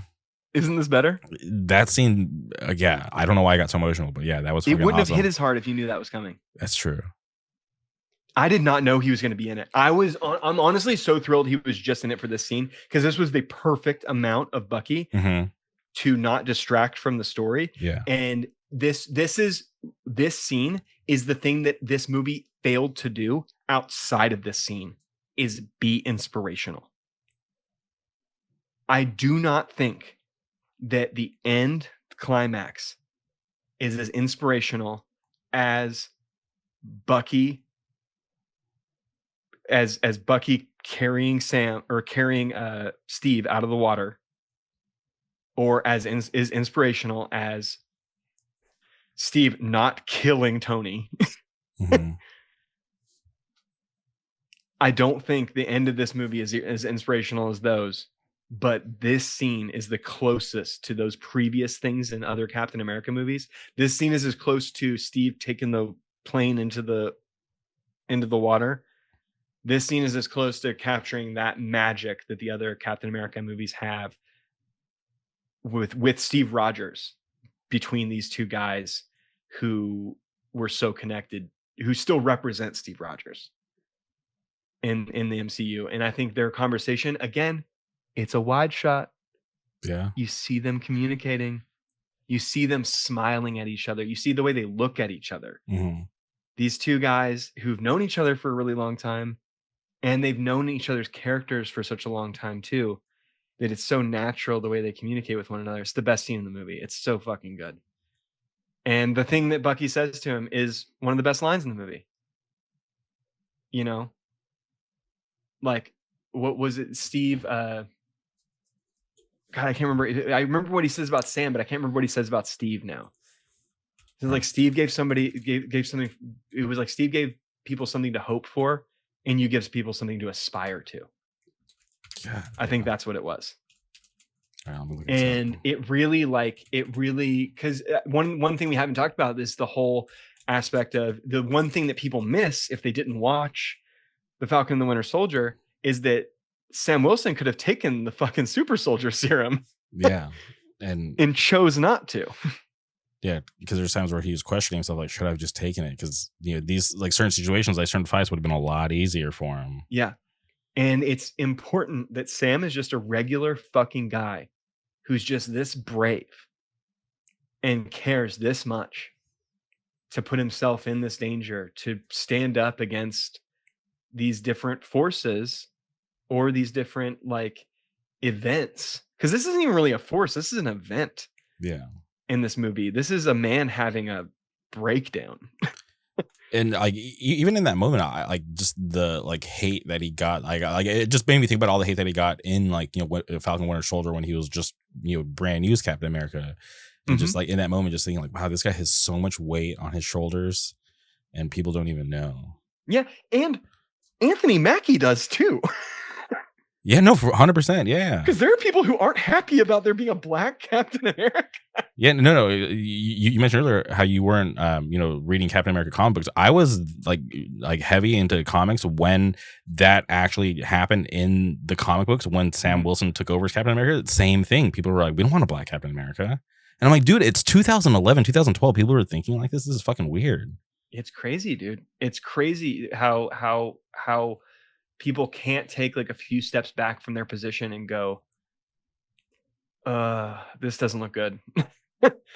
This thing I'm saying right now, this does not look good. Yeah, I was stoked. So like I loved it. So that like something new's happening, man. Yeah. Yeah. And I'm not, and I don't think of, like, you know, I wasn't thinking of his race, right? I just love the character, you know, black, white, whatever. You can be whatever. I don't care. Like, my favorite superhero is Tony Stark. He's a fucking white dude. I don't care. But yeah, no, that line, dude, I think it is like, no, you're right. Steve gave people something to hope for. You give people something to aspire to. That's awesome. That's perfect. And he needed that, right, in that moment, because he felt guilty, right? Because he felt guilty that Joaquin got hurt because of him. And yeah, that was like, yeah, it was such a perfect placement. Yeah, like that cameo was amazing. It's awesome. And then he goes off to do some congressman shit. Yeah, he's political now. Yeah, that's perfect. I love that I love what's happening in this world is like shit that would actually happen. Yeah, and it's cool too, because like this is like, you know, Captain America, and we're seeing more like kind of like more street, and not street level, but like more like, you know, grounded stuff than like, you know, the like aliens and like, you know, villains and shit. And even though that stuff's all relevant to this story, there's a goddamn Celestial in the goddamn movie. But the most important thing is that there's some metal in it. Yeah. And, oh, dude, but- one of the best lines, because we're getting to the climax where the treaty's like back on, everything's smoothed over, it's all good. It's all good in the hood and whatnot. But one of the best lines that Ross has that is like the most American fucking line in the goddamn movie is when it looks like the Japanese are going to go in and like occupy and take control of the adamantium or whatever. He's like, if one country is going to be in charge of it, it's going to be us. And I was like, you're goddamn right it is, because we are terrible. Yeah. We can't share shit. Well, because he's salty that we don't have vibranium. You know? Yeah, it's fucking awesome, dude. That part is so cool. And that part is really, really where you definitely see this man, as much as he's trying to change, he ain't. Yeah. He ain't changed. But yeah, and then now we've got the end. The leaders failed to have him have a fucking conniption fit on the aircraft carrier. And then now he's he out in the failed to Rose start Garden. another world war. Yes. Yeah. He's out in the Rose Garden. He's about to give his little, like victory. This treaty's gonna get signed. And then the leader exposes everything he fucking did to him. His last play, and gets nabbed up. And Red Hulk emerges. And this is another thing where I kind of had a small issue with was I wish they didn't show that in the trailer, right? Because we got so much of it in the trailer, so it wasn't that surprising. So you knew it was going to happen. Yeah. So at this point in the movie, you're like, yeah, okay. You're like, I've been waiting for Red Hulk the whole time. It's going to happen right here. Yes. Yeah. No, that was a bad idea. That was a bad call. I didn't know this shit about Red Hulk with the way Red Hulk is different than regular Hulk. That his like skin is like more radioactive and like can like cause like concussive blasts and things like that. I didn't realize that. So I was curious why everything was like burning on him all the time, except for the pants. Thank fucking God. Yeah, we don't want to see, his private parts. Except for the pants. But dude, when he is swinging the American flag, that part fucking rocked. You're like, well, all right, and he fucking spears that fucking. One thing I will say this, he's not killing that many people because those were drone helicopters. I don't know if you noticed. No, I didn't think about that, if I'm being honest. They were like not piloted helicopters. They were like clearly like helicopters with no person on them. But when he fucking spears the helicopter and it like crashes into the other one, that was fucking sick. This was the one like CGI punch him up at the end of the movie, at the end of the Marvel movie, where I was like, I'm cool with this one actually. This one doesn't feel out of place. It was fine. I really enjoyed the cherry blossoms. Yes. Dude, when he's like roaring on top of the burning White House, me and Ashton were the only people in the theater dying laughing. You guys thought it was funny? We were dead. We were howling. We were fucking dying laughing. There's a few times in this movie where things happened that were like not appropriate to laugh at, and I fucking choked. I like erupted in like a roar of laughter. Yeah, fucking cool. And yeah, so yeah, then we end up in the cherry blossoms, and the way Sam fights him with his wings is so fucking cool. Yeah, and with his wings, you're right. He can like store the kinetic energy and like blast it back as like something new. Dude, and one of the cool things, the first time he gets like pounded on with the wings, and you see the wings are like kind of like wigging out. Yeah, because they're like, what the fuck just happened? Yeah, like what are we absorbing? What kind of forces hitting us? That was cool to like show you like, oh, he can do it, but it's like kind of wigging out with like how much force is being like put down on them. Very cool. I thought it was a cool end fight scene. I wish, and like obviously like I get why they couldn't have Captain America killing the president, but he was supposed to die. Oh really? Yeah, because in the trailer there's scenes where they're at a funeral and literally everybody's at the funeral, even his daughter. So there's like speculation that Ross was supposed to die, but then they kind of. I wonder if that was just a diversion tactic too, though. I feel like, because my thing is like, why did they just send him to the raft? They would be better off killing that guy. Well, because in the comics, one thing I learned today, which I didn't know, is that Ross gets resurrected by the leader into the Red Hulk. Ross does die in the comics and then comes back as the Red Hulk. And I didn't realize, I didn't know, I watched something on a bunch of Red Hulk lore earlier. I didn't know that you didn't know the identity of the Red Hulk for a long time. They like hid that. I didn't. It wasn't until like the World War Hulk event or whatever that they revealed that Ross is the Red Hulk. Yeah, see, I came after that, so apparently that was the thing that was like a big mystery for a while. Okay. Which is fucking cool. Yeah. Comic books are cool. They are. But that's fucking neat. But the fight and yeah, what? Yeah, the fight was fine, but I was kind of like, man, I wish somebody would have died.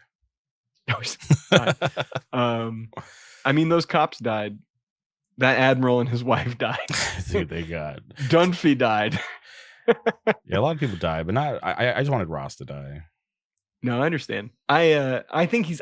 Do you think he's showing up in Thunderbolts? Yeah, he's gonna make some sort of like. Yeah, I think he's showing up in Thunderbolts. I think he's what's going to show up at the end of Thunderbolts. Like as Red Hulk or like him as Red Hulk. Yeah, I think they're going to let him out. Huh. I feel like that whole. I feel like the majority of that team's just going to die because they're kind of useless. I mean, well, that's the thing.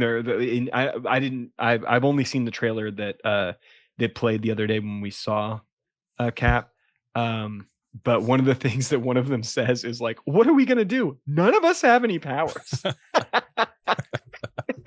and that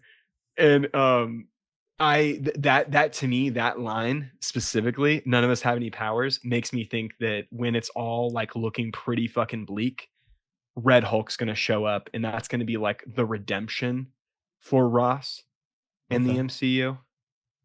I'm curious because Harrison Ford's playing coy like he hasn't gotten the call yet to show up in another movie, but I have a feeling he's in fucking Thunderbolts. Yeah, he's lying. When you think big picture, like the president or ex-president, yeah, they're not just going to not use him again, especially after going to all the effort of showing him as Red Hulk. Yeah, he'll be back. Yeah, I would like to see that. That to me is like the most sensible way for him to return, is for him to show up and be the thing that helps like push them over the line with Sentry in Thunderbolts. And dude, honestly, the Thunderbolts trailers, I think it looks pretty good. If I'm being honest, I'm so not interested. I haven't watched a single trailer. I watched the first trailer and was. I mean, dude, honestly, dude, it's Bucky. I'm gonna fucking love it, even if it fucking sucks. Because he's one of my favorite characters in the goddamn shit. But the trailer the other day that I saw is the first one that's revealed that Sentry's in the movie, which I kind of wish they hadn't done. But to me, that is what kind of sealed the deal that I think Ross will show up in it after seeing Cap and seeing where he ends up.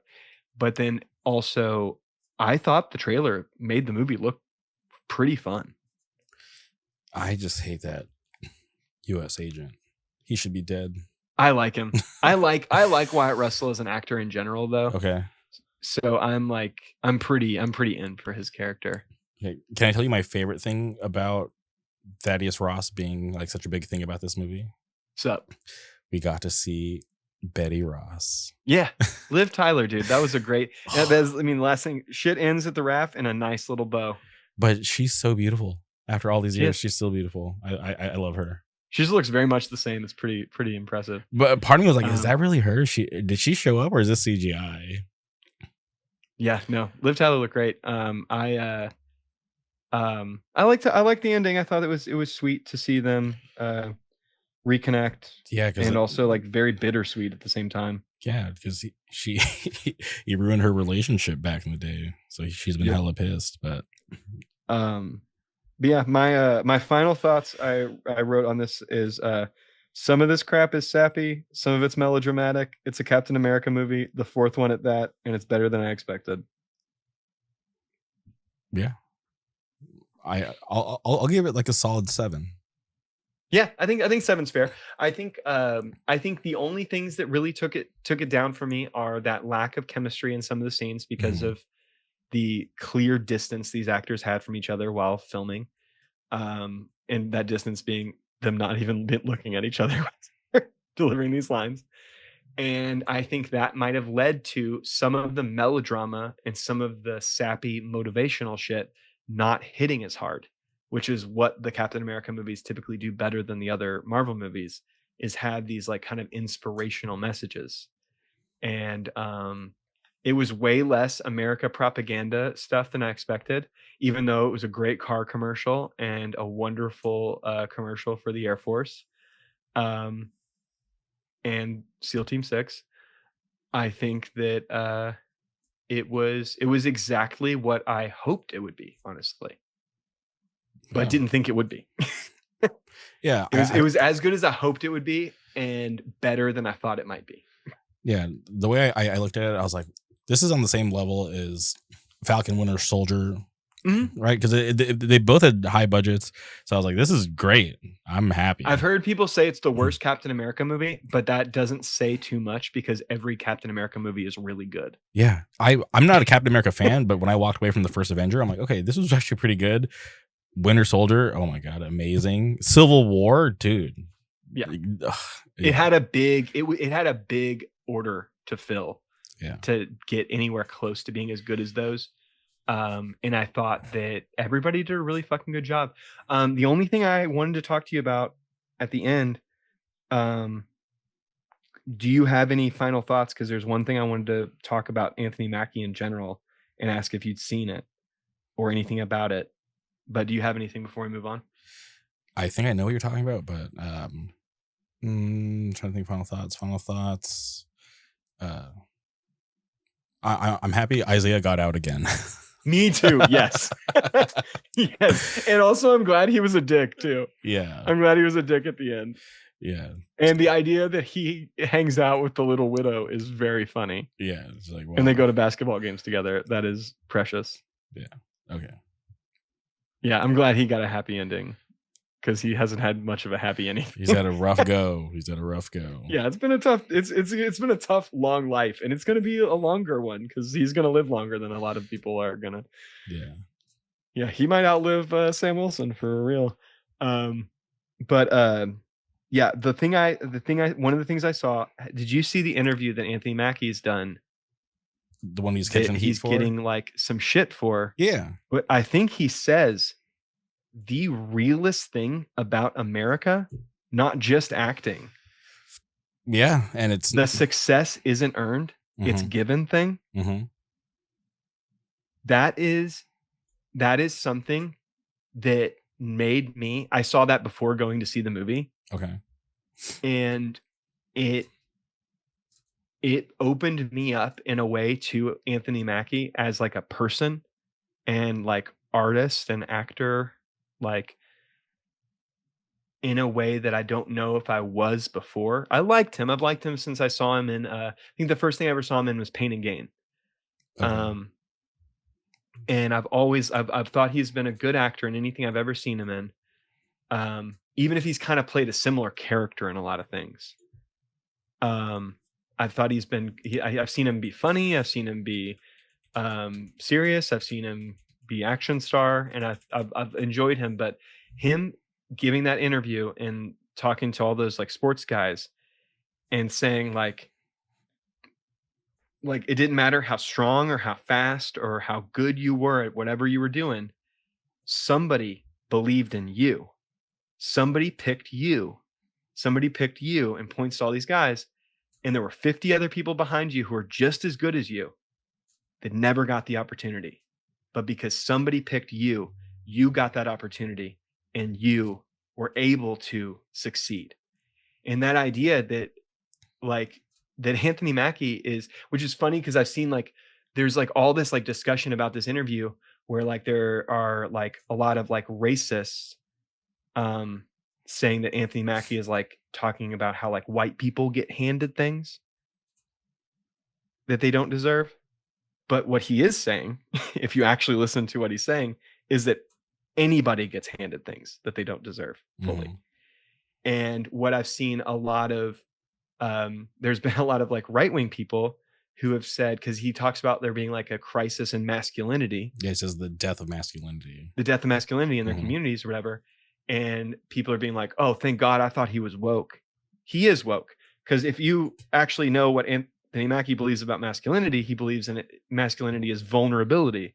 Masculinity is taking accountability. Mhm. Masculinity is standing up for people who like he if you knew him to like things he's spoken on before, you know what he believes masculinity to be. Mhm. And masculinity is being strong for others when they can't be strong for themselves. Mhm. And in being vulnerable and being like, because he's being emotional in this interview. He's showing something that people who typically are like on these, you know, this Andrew Tate fucking tip or this, you know, whatever podcast or Patrick Bet David or any of the valuetainment hustle culture guys, they're too scared to show vulnerability and emotion. And he's not, because that is masculinity to him. That's masculinity to me. Masculinity to me is being vulnerable for the people I love and being there and caring for them. But the idea that Anthony Mackie is willing to say something that is so contrary to the rugged individualist American like grind set, like meritocratic, like if you just work hard enough and pull yourself up by your bootstraps, he's willing to just go on the record and say there are no bootstraps for you to pull up. People pull you up and put you in a position, and then it's up to you what you do with it from there. Because he's asked if he actually feels like Captain America, and he says he doesn't. He doesn't know if he ever will, because he doesn't know if he'll ever feel like he earned it. Because success is given, it's not earned. And that, like, I think does such a good job of explaining, like, to anybody who like feels like a failure or feels like, you know, like they like one thing I've like played around with a lot in like the past few years is like the idea that like I'm a straight white dude who works at a grocery store. Everything technically was set up for me to succeed and become wealthy and successful and all these different things. I've never been willing to step on somebody to get there, so I would never get there. I've also never taken advantage of somebody trying to pick, or I've also never been presented with the opportunity of someone picking me and elevating me above others to get to a point of you know, being wildly successful. Sure, I'm in a band that people like. I work at a fucking grocery store. Like that band doesn't bring me anything. I might have some sort of social cachet.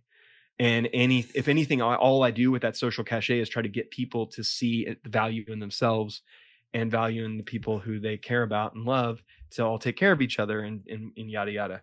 But I don't know. I think that was it's really inspirational. I think that interview is. I think everybody who's taking it out of context is a bad actor.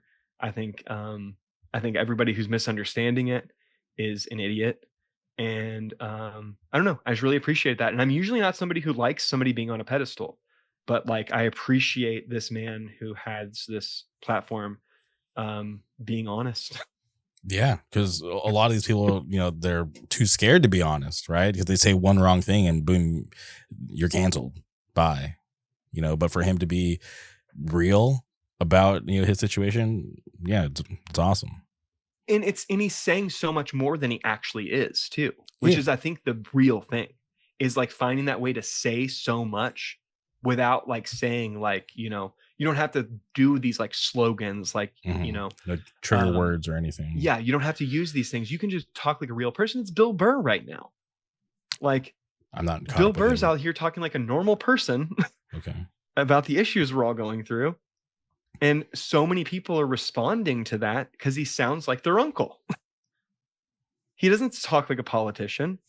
He has the same appeal Trump has to people, which is he's vulgar, he's mean, he's mad, but he's directing that anger and that frustration at the actual problems that are affecting people's lives rather than making up like in shadowboxing or, you know, creating like straw men to blame on everything that's wrong so that people don't pay attention to the people like Elon Musk and his pedophile brother and shit like that. Well, that's awesome. I had no idea you were going to bring that up. Well, yeah, I'm glad I wrote it down because I hoped you'd seen it, and I thought it would be worth us talking about, because if nobody else who's listening to this has seen it, then it's something that makes you, it's one of those things that makes you feel less alone. Can I give you some perspective on the MCU as a whole right now? Yes, no, dude, I'm pretty jazzed. Okay, so just for context, Captain America Brave New World was supposed to come out May 2024. So we're so behind, right? But luckily the next, wasn't it supposed to come out even before that though? Yeah. I'm just okay. Yeah. So even before that. But the last movie for Phase 5 is the next movie, which is Thunderbolts, which is crazy. But Thunderbolts was supposed to come out July 2024. Wait, Phase 5 ends with Thunderbolts? Yeah, we're about to enter Phase 6, the final. I thought the Avengers movies were going to end Phase 5. No, they're ending Phase 6. So, wait, that's the end of the whole next phase? Yeah. This is the end of the This is the end of the multiverse saga. Yeah, no, I get that. I thought that was how Phase 5 was going to end in general. So the next one's Thunderbolts, and then where Fantastic Four is after that? Yeah, that will go on. But before we leave Phase 5, Blade never came out. Yep. But we're getting. And I heard it's done now. Oh, I didn't hear that. That's I heard sad. Blade's done now. All right, that's sad. They've released Marshall Ali. But we're still getting Ironheart, June. Oh shit. Yeah.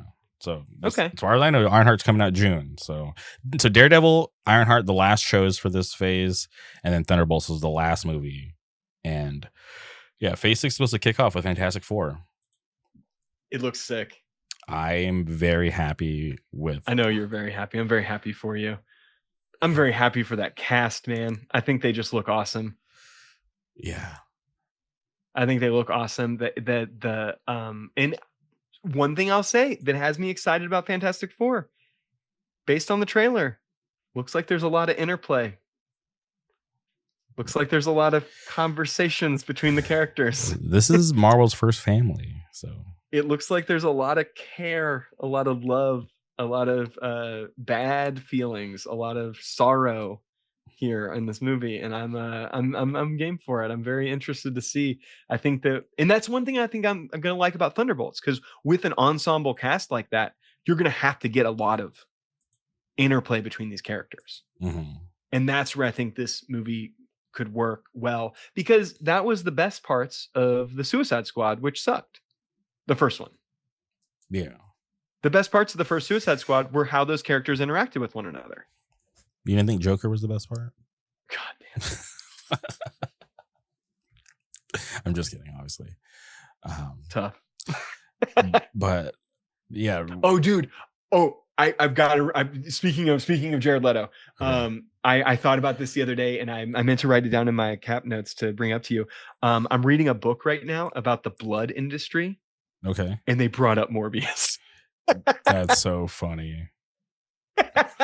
I was laying there. Ashton's like dead asleep. I'm reading my book, and I'm like, my phone's too far away for me to get it to be like texting you about it. And I was like, oh God, I got to remember to tell Jeremy that Morbius came up in this blood book I'm reading.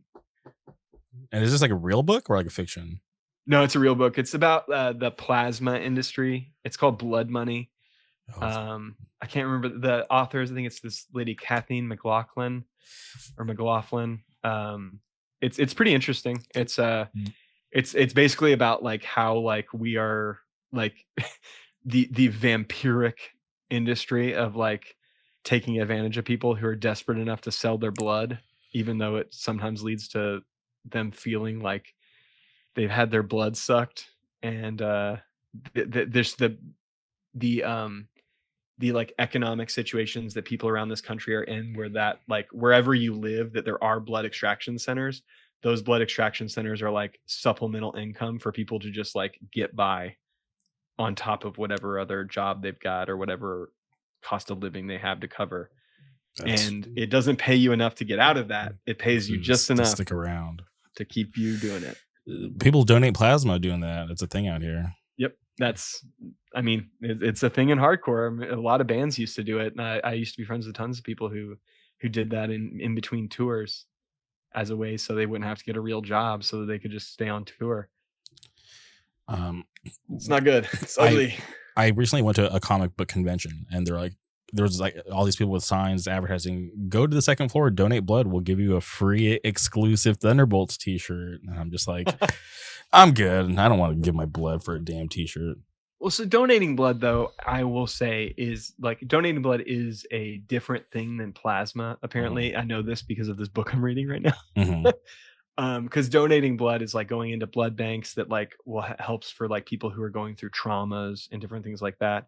Donating plasma either gets used as like for like experiments that people are doing, like what all the freaks, like the Silicon Valley freaks are doing, trying to like use like young blood plasma to like undo aging. Yeah, there's that billionaire guy who's like staying out of the sun because he's like, I'm gonna live forever. Brian Johnson or whatever. Yeah. There's that guy, and like Peter Thiel was in on that tip for a minute too, I believe. But so there's like that kind of stuff, but then there's also just like a ton of medications and like medical procedures that rely on plasma. And instead of it being like the government like funding plasma, which would be like a smarter, more like I don't know, like fairer way to do it, it's like left up to private companies that like scheme and like offer certain like deals for people to like maybe push themselves to donate more than they probably should be. And we're like the only country we're one of the only countries in the world, maybe the only country in the world that pays for it. So like in other countries, you've got to do it for like an altruistic reason. Like you just want to go donate your plasma because it benefits people, and it helps people who need it. And here it's you do it because you can't afford groceries. Yeah, it's like here's some money. Very neat.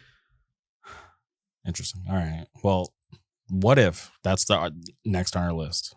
Yes. What if's next on our list, and then we'll watch the Daredevil, and then I guess probably by then the Ironheart will be about to play, and we'll just scoot right on into that. All right. Well, I'm sure people want to hear about music. You have any new news, inclination? People wondering what's going on with that? We may have new music this year.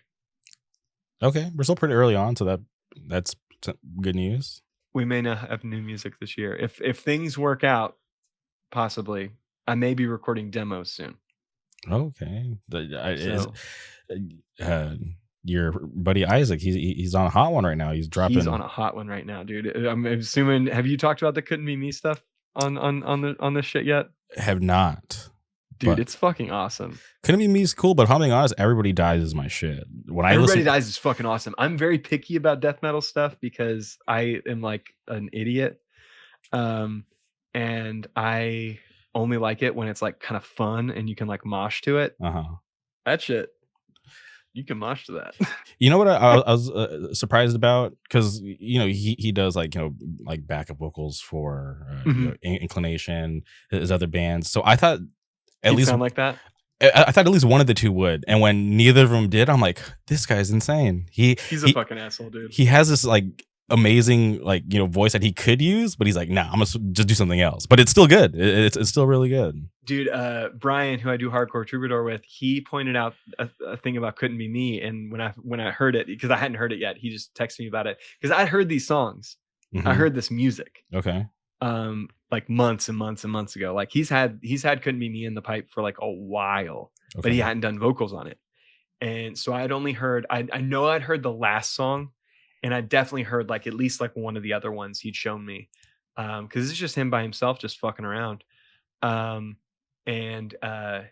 When Brian texted me before I'd actually heard the finished product and said he sounds like Ross from Ceremony in the early Ceremony stuff. And when I heard it, I was like, that is fucking exactly what he sounds like, actually. I would have never thought that'd be what he sounded like. It is. Nailed it. I was just like, wow, this guy's so talented. Just it's pretty fucking sick. That outro on the Everybody Dies EP is fucking killer. It's so cool. It's awesome. Right. Yeah, I'm proud of my dude. He's incredibly. When's the first show? He's incredibly talented. What? So when's the first show? I'm trying to see Everybody Dies. I think it's in the works. I think it's gonna be a Spinelli show, possibly all locals, but I think Walk Alone's playing. All right, do it on Saturday. I'll fly out. It's definitely gonna be on a Saturday. It might be next month. I will fly out. But that's great news about Inclination. I'm sure a lot of people are gonna be excited Yeah, about no, that. I'm very excited for that. And Walk Alone, we're playing Distorted Mess Fest with Haywire and Gargoyle and Two Witnesses and some other fucking shit. I can't Yo, remember who else is on that. Gargoyle. I'm hearing people talk about Gargoyle out here, which I'm pretty happy Dude, about. they did a little from the world cover at the Gates record release, and it got violent. That's so sick because I was so pumped to see them at the LDB showcase back in Well, November. And I'm then, pumped to see them from the sidelines at LDB and hope they have a good set. yeah. Okay. Shout out Walk Alone. Yeah, I'm trying to think of what else. Walk Alone might have some other stuff going on too. It's just the only band I really care about because it's the only band I have any kind of power in to try to do stuff. I'm basically just at the whims in any of the other bands I'm in. Constraint chilling. Constraints chilling. We might play a show this summer. We'll see. Okay. The label's doing cool stuff. I'm stoked that the Beyond All Doubt records out. Yes, I hopefully will be getting the test presses in for that. I wanted to hold off releasing it for a while because I wanted to I wanted to release it closer to when we'll actually have the shit, but the band was like getting antsy and I was like, man, all right, I'll do pre-orders. I don't like doing this shit, but we did it for the Gates to Hell record and it wasn't that big a deal for people to wait 2 months for records. So, or for the Gates to Hell Nuclear Blast record, we have like a variant. So we had to do pre-orders. It was like required if like, because all the different partners in the record had to go on sale at the same time for whatever reason. So I had to do pre-orders for the first time for that. So, but yeah, Beyond All Doubt 7-inch is fucking sick. It's 4 songs. James is really the only one I know, the singer. And it's like it's tough for me anytime I like call him. Like we've had like several phone calls during this, and every time we talk on the phone, we talk for like an hour and a half.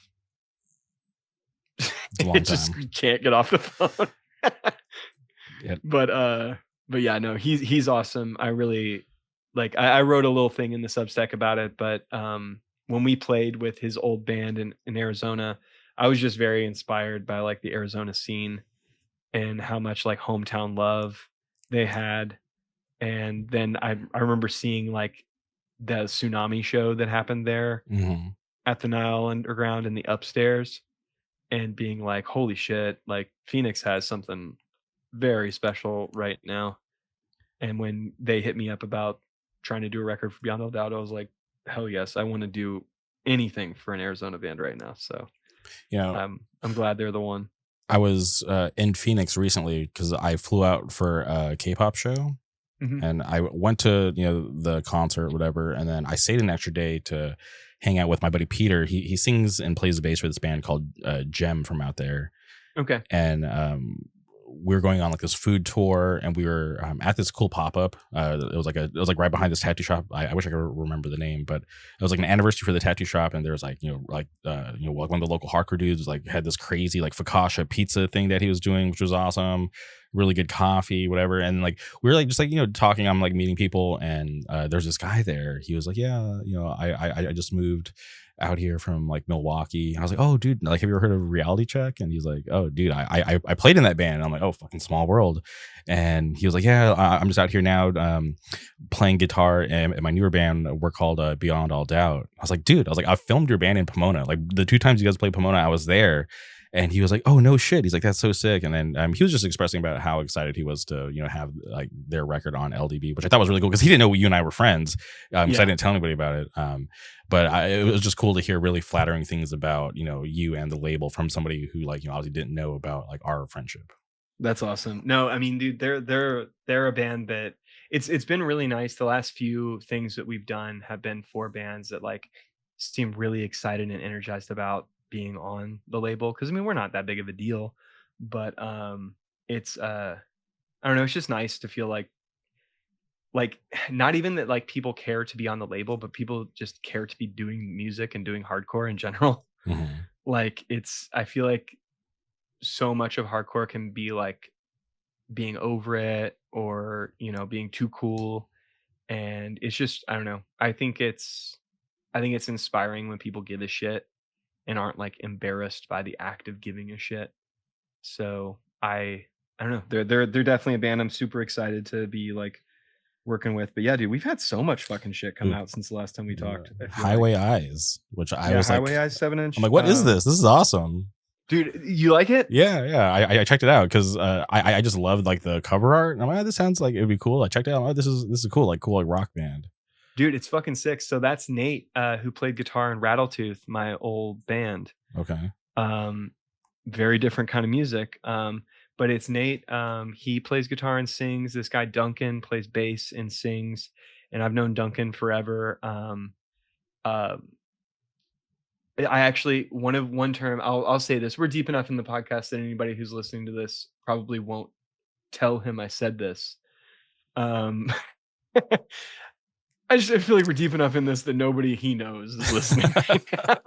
All right. But I came up with the term. I had this. So Duncan used to be in like a new band like every month, it seemed. Okay.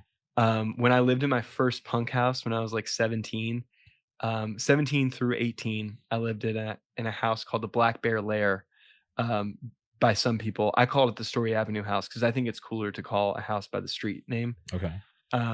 But so I lived on Story Avenue. First week we moved into that house, Latterman played the house, and like just a bunch of like pretty cool things and like that scene played there, like in like the folky anarcho punk kind of scene, was more of what my housemates were into at that house. But like my first hardcore band played our first shows there and like covered 7 Seconds and stuff. But when I was living in Story Avenue, and then after moving out of Story Avenue, and then like for like the following, like I want to say like 3 or 4 years of my life, it seemed like Duncan was in a new band every 2 or 3 months that played one show and then never played again. And I would watch these bands play because he was my friend, and I hated almost every single one of them. Was either like screamo stuff I hate, chaotic like Locust kind of stuff I hate, Converge stuff I hate. I like Converge, but there's Converge stuff I hate. Just noisy stuff I hate. Just so many all the things that I could hate. Duncan would basically like seemingly like he's starting bands to test my friendship. And I came up with the term friendship test, which is when your friend is in a band so bad that it feels like he's trying to see if you'll leave. But now Duncan's in Highway Eyes and I fucking love it. But the other guitar player is my buddy Matt Brown. He's the one who did my fucking communist tattoos on my hands and the my collar rocker tattoo. I joked the last time Matt tattooed me, he did the Solidarity Forever tattoo on my collarbone, and he did the Sabo Cat IWW tattoo on my shoulder. And I told him that Matt's done all the tattoos that will be photographed when I go to prison. That's funny. But Matt played guitar in the Kendalls, and so he's like an OG like Louisville guy. And the drummer of Highway Eyes is Tommy, who played drums in Miracle Drug and still plays drums in By the Grace of God, and played in Automatic, which if anybody listening to this shit has never listened to Automatic, they are like my second favorite Louisville band ever. And Crossing Kill Creek, their 7-inch is, if you like Dag Nasty, you will fucking love Automatic. But yeah, Highway Eyes is just like a bunch of old farts from Louisville playing college rock music, and legit, like from the start of them doing this band and Nate showing me like no vocal demos while he would tattoo me, I told him, I was like, you get a record together, I'll put it out. And finally we did that, and I love it. If people don't buy it, I'm still happy I did it. Now, do you know who that person is, like on the little like flap? There's like, it looks like a person in a mask. I don't know. Nate's got weird stuff. Okay. I wasn't sure if that was like you or somebody No, local. no, that little face is like the cover from their demo. Okay. And they just kind of integrated it on there. I don't know. They're old guys who like all have like 1,000 inside jokes. And like I used to be inside of so many of them when I was in a band with Nate, because Nate's one of the funniest people I've ever met in my life. We had him on Hardcore Troubadour last week, and we talked about because we do like a record, like I call it our record club episodes whenever we have guests on. We had Tom Sheehan on. He was our first guest, and then we've had one of Brian's bandmates, and I had Jeremy Holohan on, who I was in Sleepaway with, who played bass in Miracle Drug and possibly still currently plays bass in Supertouch if they're still a band. But we do these like record club episodes where each person picks a record and then we all like talk about it. Like we all listen to the records that each other picked, and then we have a discussion about whether we love or hate or had never heard, or what our relationship is with things. And Nate picked I think the second Wilco album, Being There, and Brian picked some obscure guy, Richard Buckner, and I hated it. And I picked The Band, self-titled. So yeah, if that sounds interesting to you and you like the Highway Eyes record, check out us talking to Nate on Hardcore Troubadour. And it's a fun conversation where I basically give Nate so much credit for me being into so many of the things that I'm into, because he would just show me shit like all the time while he was tattooing me, that like bands that I'm just like obsessed with now. So yeah. That's awesome. Love being put onto stuff that I just would have never known. Yeah, no, I mean, dude, that's legitimately like anytime, like so many bands. Like I have tattoos of bands that I heard because of either being in a car with Nate, or him torturing me with a needle and playing it while he's tattooing me. My chest tattoo, the cover up I did over my Kadaime tattoo, is a wolf that says Unloved under it. It's a Depression tattoo, the Atlanta band that Champ was in before Foundation.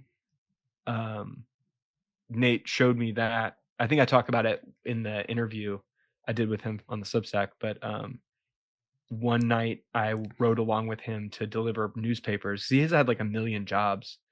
And I rode along with him delivering newspapers in his car, and I was just sitting in the back seat with like piles of newspapers, and he played the Depression EP for me. And I was like, this is the heaviest thing I've ever heard. I remember he played me that and Agitator Inner Vice Lords. I'd never heard that before either. Wow. And that had like just come out. Why were you up so early and wanting to do that? I was up so late. Oh, you're up late. Oh, okay. All right. I was up so late.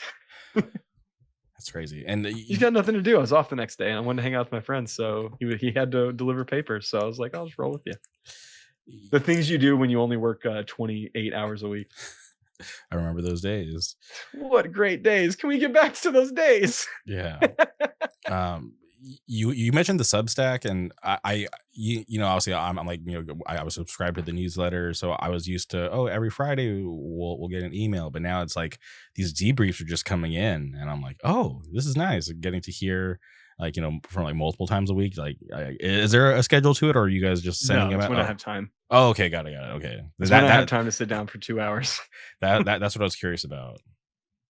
Yeah, no, I'm trying to do like different things with it. Like I did a book review this past week, which was the first one of those I've done, and then I did it for the Apex Predator repress, and I've done one now for the Highway Eyes release and one for the Basic Needs release, doing interviews with my buddies in the bands to like, not just about hardcore, but just about life in general and different things that they're into. And, not trying to make it like, I don't know, like there's so many like hardcore interviews where like people just ask questions about the band. And I like find it so much more interesting to just like do what you do. No, I think it's awesome because it's like, and just ask people about their lives. Yeah. Because I feel like reading stuff, like you'll get something different based on like their relationship, right? Because like you're like you said, you're your buddy, so I'm like, all right, cool, like there's like a different dynamic here, so like let me check this out because I might pick up on something that I would have never got somewhere else. Yeah, dude. And I mean, God, it's so fucking crazy to me that people listen to us talk about these Marvel movies for so long, and Yeah. then we'll listen to us shoot the shit about our lives afterwards. But hilarious. I think I've copped to it during one or two of the interviews, but the way I do the interview is via text message on my flip phone, and then I transcribe it all You're insane. via keyboard. I then type it all out, and then I do like some editing to like make, you know, typos make sense and whatnot, but this isn't copy paste. And do you really think to be like, let me skip the texting and like we just do it on the computer first? Nope. No, because I want it to be conversational. Wow, that is. I want to be able to bat the ball back and forth. That's a with lot my of work. with my buddy. I don't want to send a list of questions. Yeah, no, you know, that's what kind of pushed me more to do this, because like I did like less than 10 like email interviews, and then like my first one was with like Taylor Young, because like the Eyes of the Lord demo just came out and I was just so inspired. I wanted to know about it. So like he was like the first person I emailed, and he actually responded, and I'm not shocked by that, honestly. I was shocked, because I'm like, I'm just some random fucking guy. But Taylor seems way more fuck off, leave me alone than I think he actually is. True, because I remember, I can't remember what show it was, but I was leaving the observatory and he was outside the show flyering. I'm like, you're out here flyering? And he was like, putting in the work. And I'm just like, where's Disgrace? And he's like, if you like Disgrace, go talk to that guy. He sings for another band that sounds just like it, but it's better. Yeah, he's a nice guy. He's incredible. He's somebody that I thought, like, of the you know, the brothers, like Colin's always the more personal one that I always felt like I was like closer to, because I never felt like Taylor liked me. And then now, after like the past few years of interacting with him every now and then, I think this is just how he treats people he likes. That's funny. But I would do these email interviews, but then I would always find myself wanting to know more. But I'm like, fuck, I can't just email him back. I'm like, hey, can you go deeper on this? So I was like, I need to find a way to not have to email. And then eventually I was like, I should do a podcast. And then shout out Antonio from Spine. He said, if Antonio from Spine would have said no, I probably wouldn't be here today. So that's so funny. He's your first episode? First actual like guest, like, yo, like from a hardcore band, like let's try to dive deep. Yeah, it was Antonio from Spine, because I had seen him. Amazing. Yeah, I had seen him at Sound and Fury, and I'm like, dude, that band was so fucking sick. I was like, I want to know about them. And dude, he's the fucking best. Yeah, he just started a label. I don't know if you saw that. Oh, really? Yeah. What's it called? God, what is it called? Let me look it up. I should know this off the top of my head. What is his Instagram name? I know his Instagram name off the top of my head. I always have to try to remember. Do people use their real names, or are they using? That's the wrong one. Sorry. I say I love Antonio, dude. The first time Sorry Excuse played my house at Chestnut. Antonio used to do this thing during Sorry Excuse. I don't know. You never saw Sorry Excuse, correct? So he would do this thing during Sorry Excuse where in the middle of a set, he might have done this during Spine at times too, but he would just take off running like straight towards the crowd. That's and crazy. Everyone in the crowd would just move. Because he's such a fucking huge dude. And he would just run from the front of the room straight to the back of the room and then back. That's awesome. To like get people moving around. Because everybody would just jump out of the way. Because this like fucking football player is about to literally run you over, flatten you. Yeah, the label's called Rage Deposit. It's a great name. Yeah, it's cool. He just wanted to put on for people, so that rocks. Yeah. So when I saw him post that the other day, I was like, this is so sick. Oh shit! So it's like he's doing it through Convulse. That's sick. That's fucking awesome. And the fest is in like 2 weeks, right? 2 weeks, dude. It's in like 2 weeks. Now, 2 weeks out, how are you feeling? Because this year, I feel like I'm in a boot, man. But this year, I remember you mentioning that you're taking, like more of a role with doing the fest. Is that fair to say? Yeah, it is. So you're in a boot, but are you nervous? Or is everything, where it needs to be? It is a snowball rolling downhill at this point.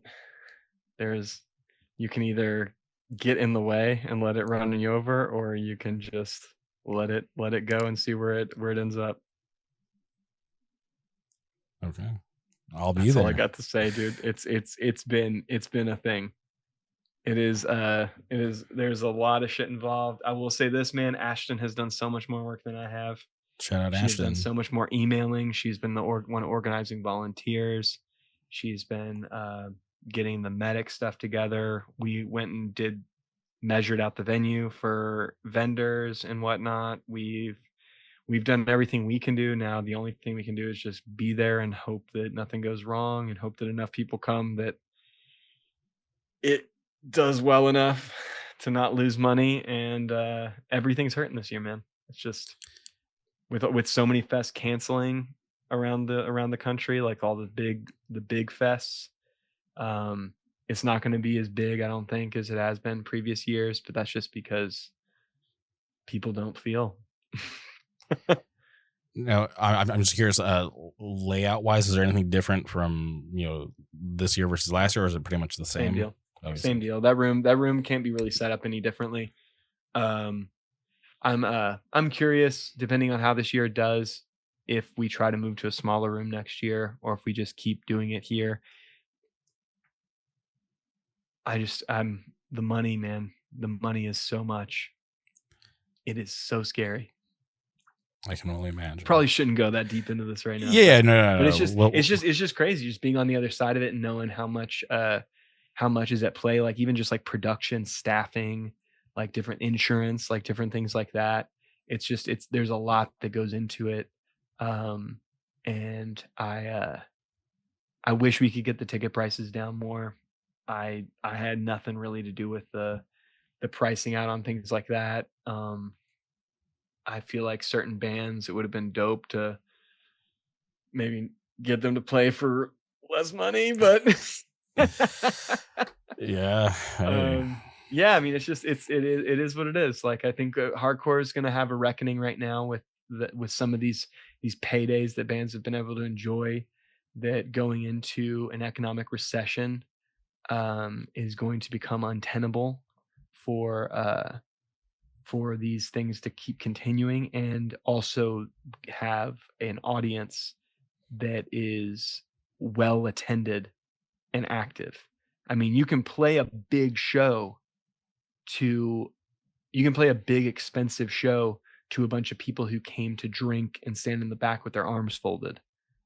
But the person who's going to put their neck on the line, put their ankle on the line,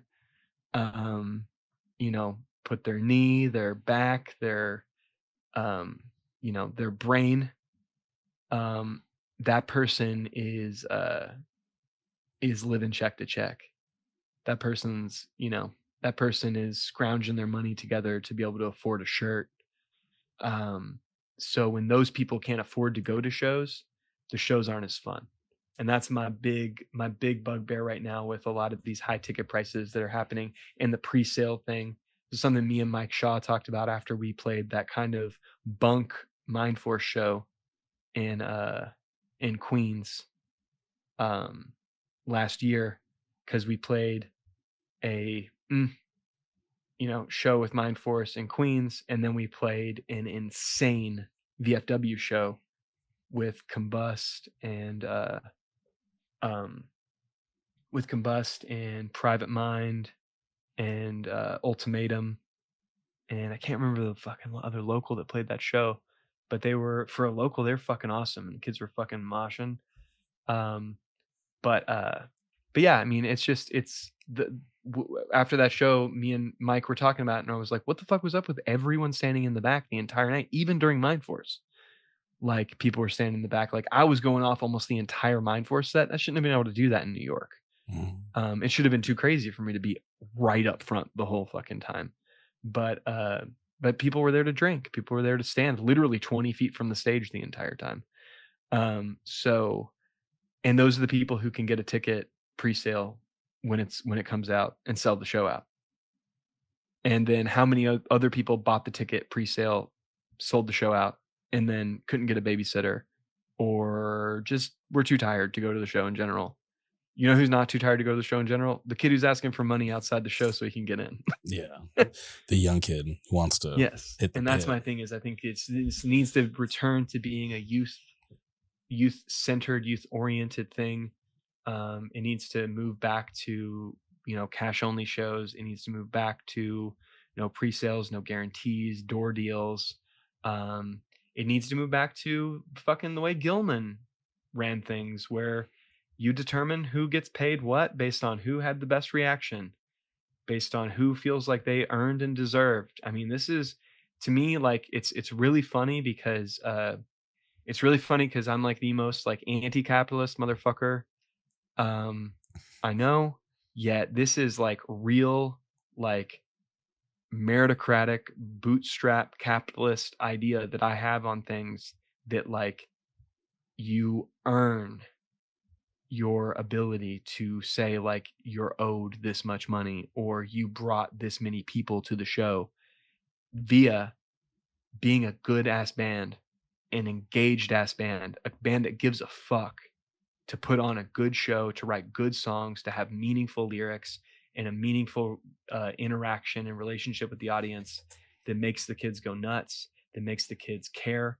that makes the kids know you care. And that is what it is about. It is not about going somewhere because you know you're going to get paid this much money. And I say that in a band that plays for a significant amount of money when we play, because we either get flown places or and whatnot. And I wish we played for less, honestly. I wish we could do that. I wish that certain people in my band weren't so adult that they had to make these things make sense. But I understand though, because I'm the only one still left in the band that, other than maybe Isaac, will blow their life up for a band. And it's because hardcore is not my job. I work at a grocery store. Like I'll work the rest of my life if I have to. Like it's just what might have to happen. I don't think that, like, I think everybody's learning right now that your 401k isn't so fucking secure.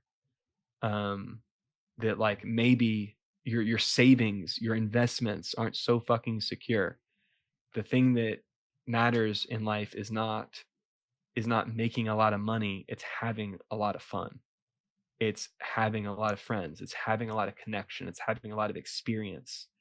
And I am very angry at everything that prevents us from doing those things. So I think hardcore should turn back into that thing that is against the status quo, that is against the mainstream culture, that doesn't want anything to do with this big money, big sponsorships. And I say that LDB's got sponsorships. LDB's got big money. Well, we're just weeks away. We got Speed on Coachella. And I mean, I'm happy for bands getting opportunities like that. That's cool. That's cool. Maybe you get some kids to come to some small room hardcore shows. I mean, that's the thing. It's the between, Isaac being in one of the biggest guitar rock bands in the world, playing very alienating music, somehow incredibly popular, playing such alienating music, but starting a band like Couldn't Be Me that will play to 50 kids on a floor. Like that's what it's about. It's, even if you are going to be in some big successful thing, it's still like being willing to play for fucking nothing.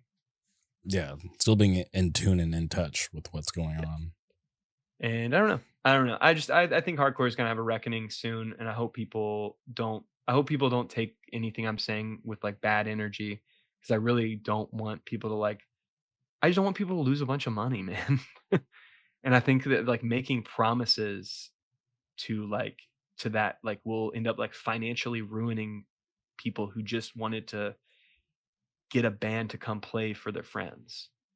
And I think that getting back to that energy of knowing of remembering what it's like to be that kid, who couldn't afford to go to the show, that kid who couldn't afford that shirt.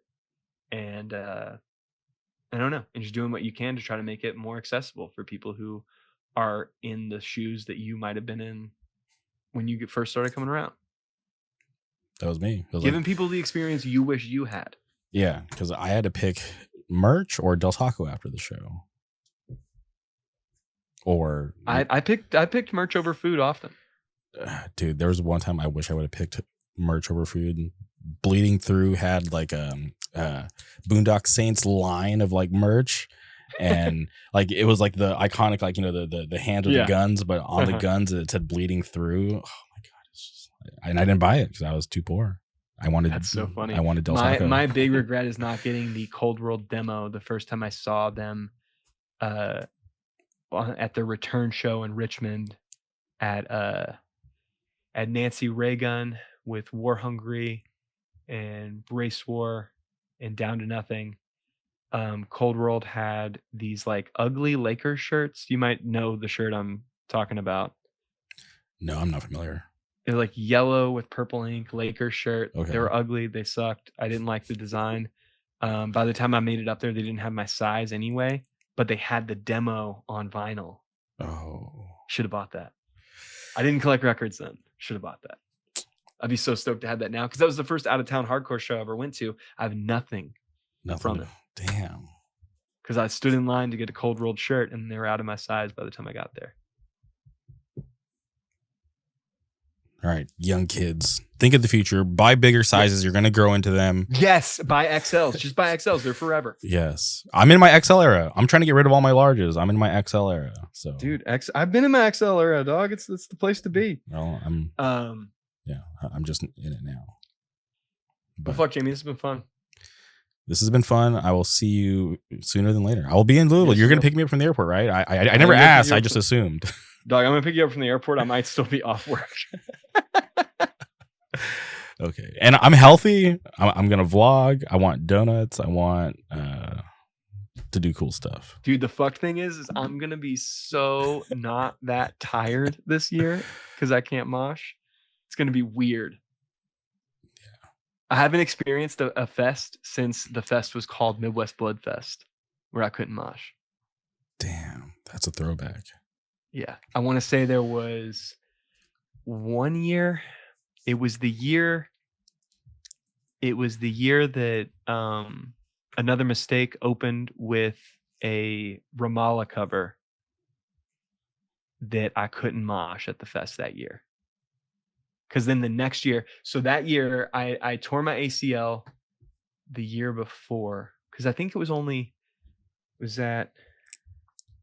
first year it was at Nelligan. Second year was in New Albany. That was the year I couldn't mosh.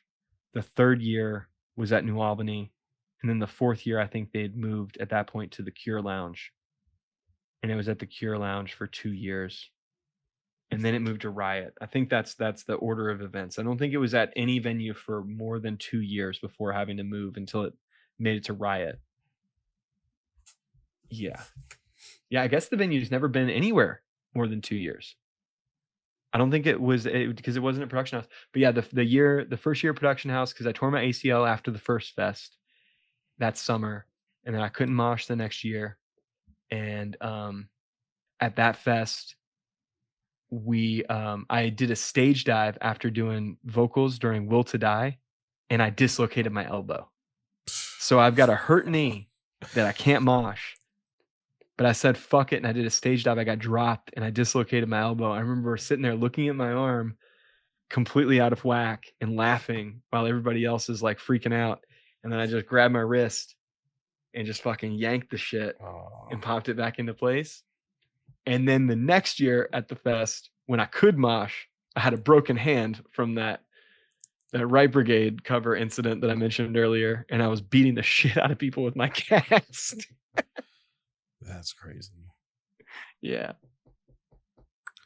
All right. We could go on forever. This is awesome. I really appreciate your time. It's good to talk to you again. Thank you everybody for tuning in. We'll be back soon. Yep.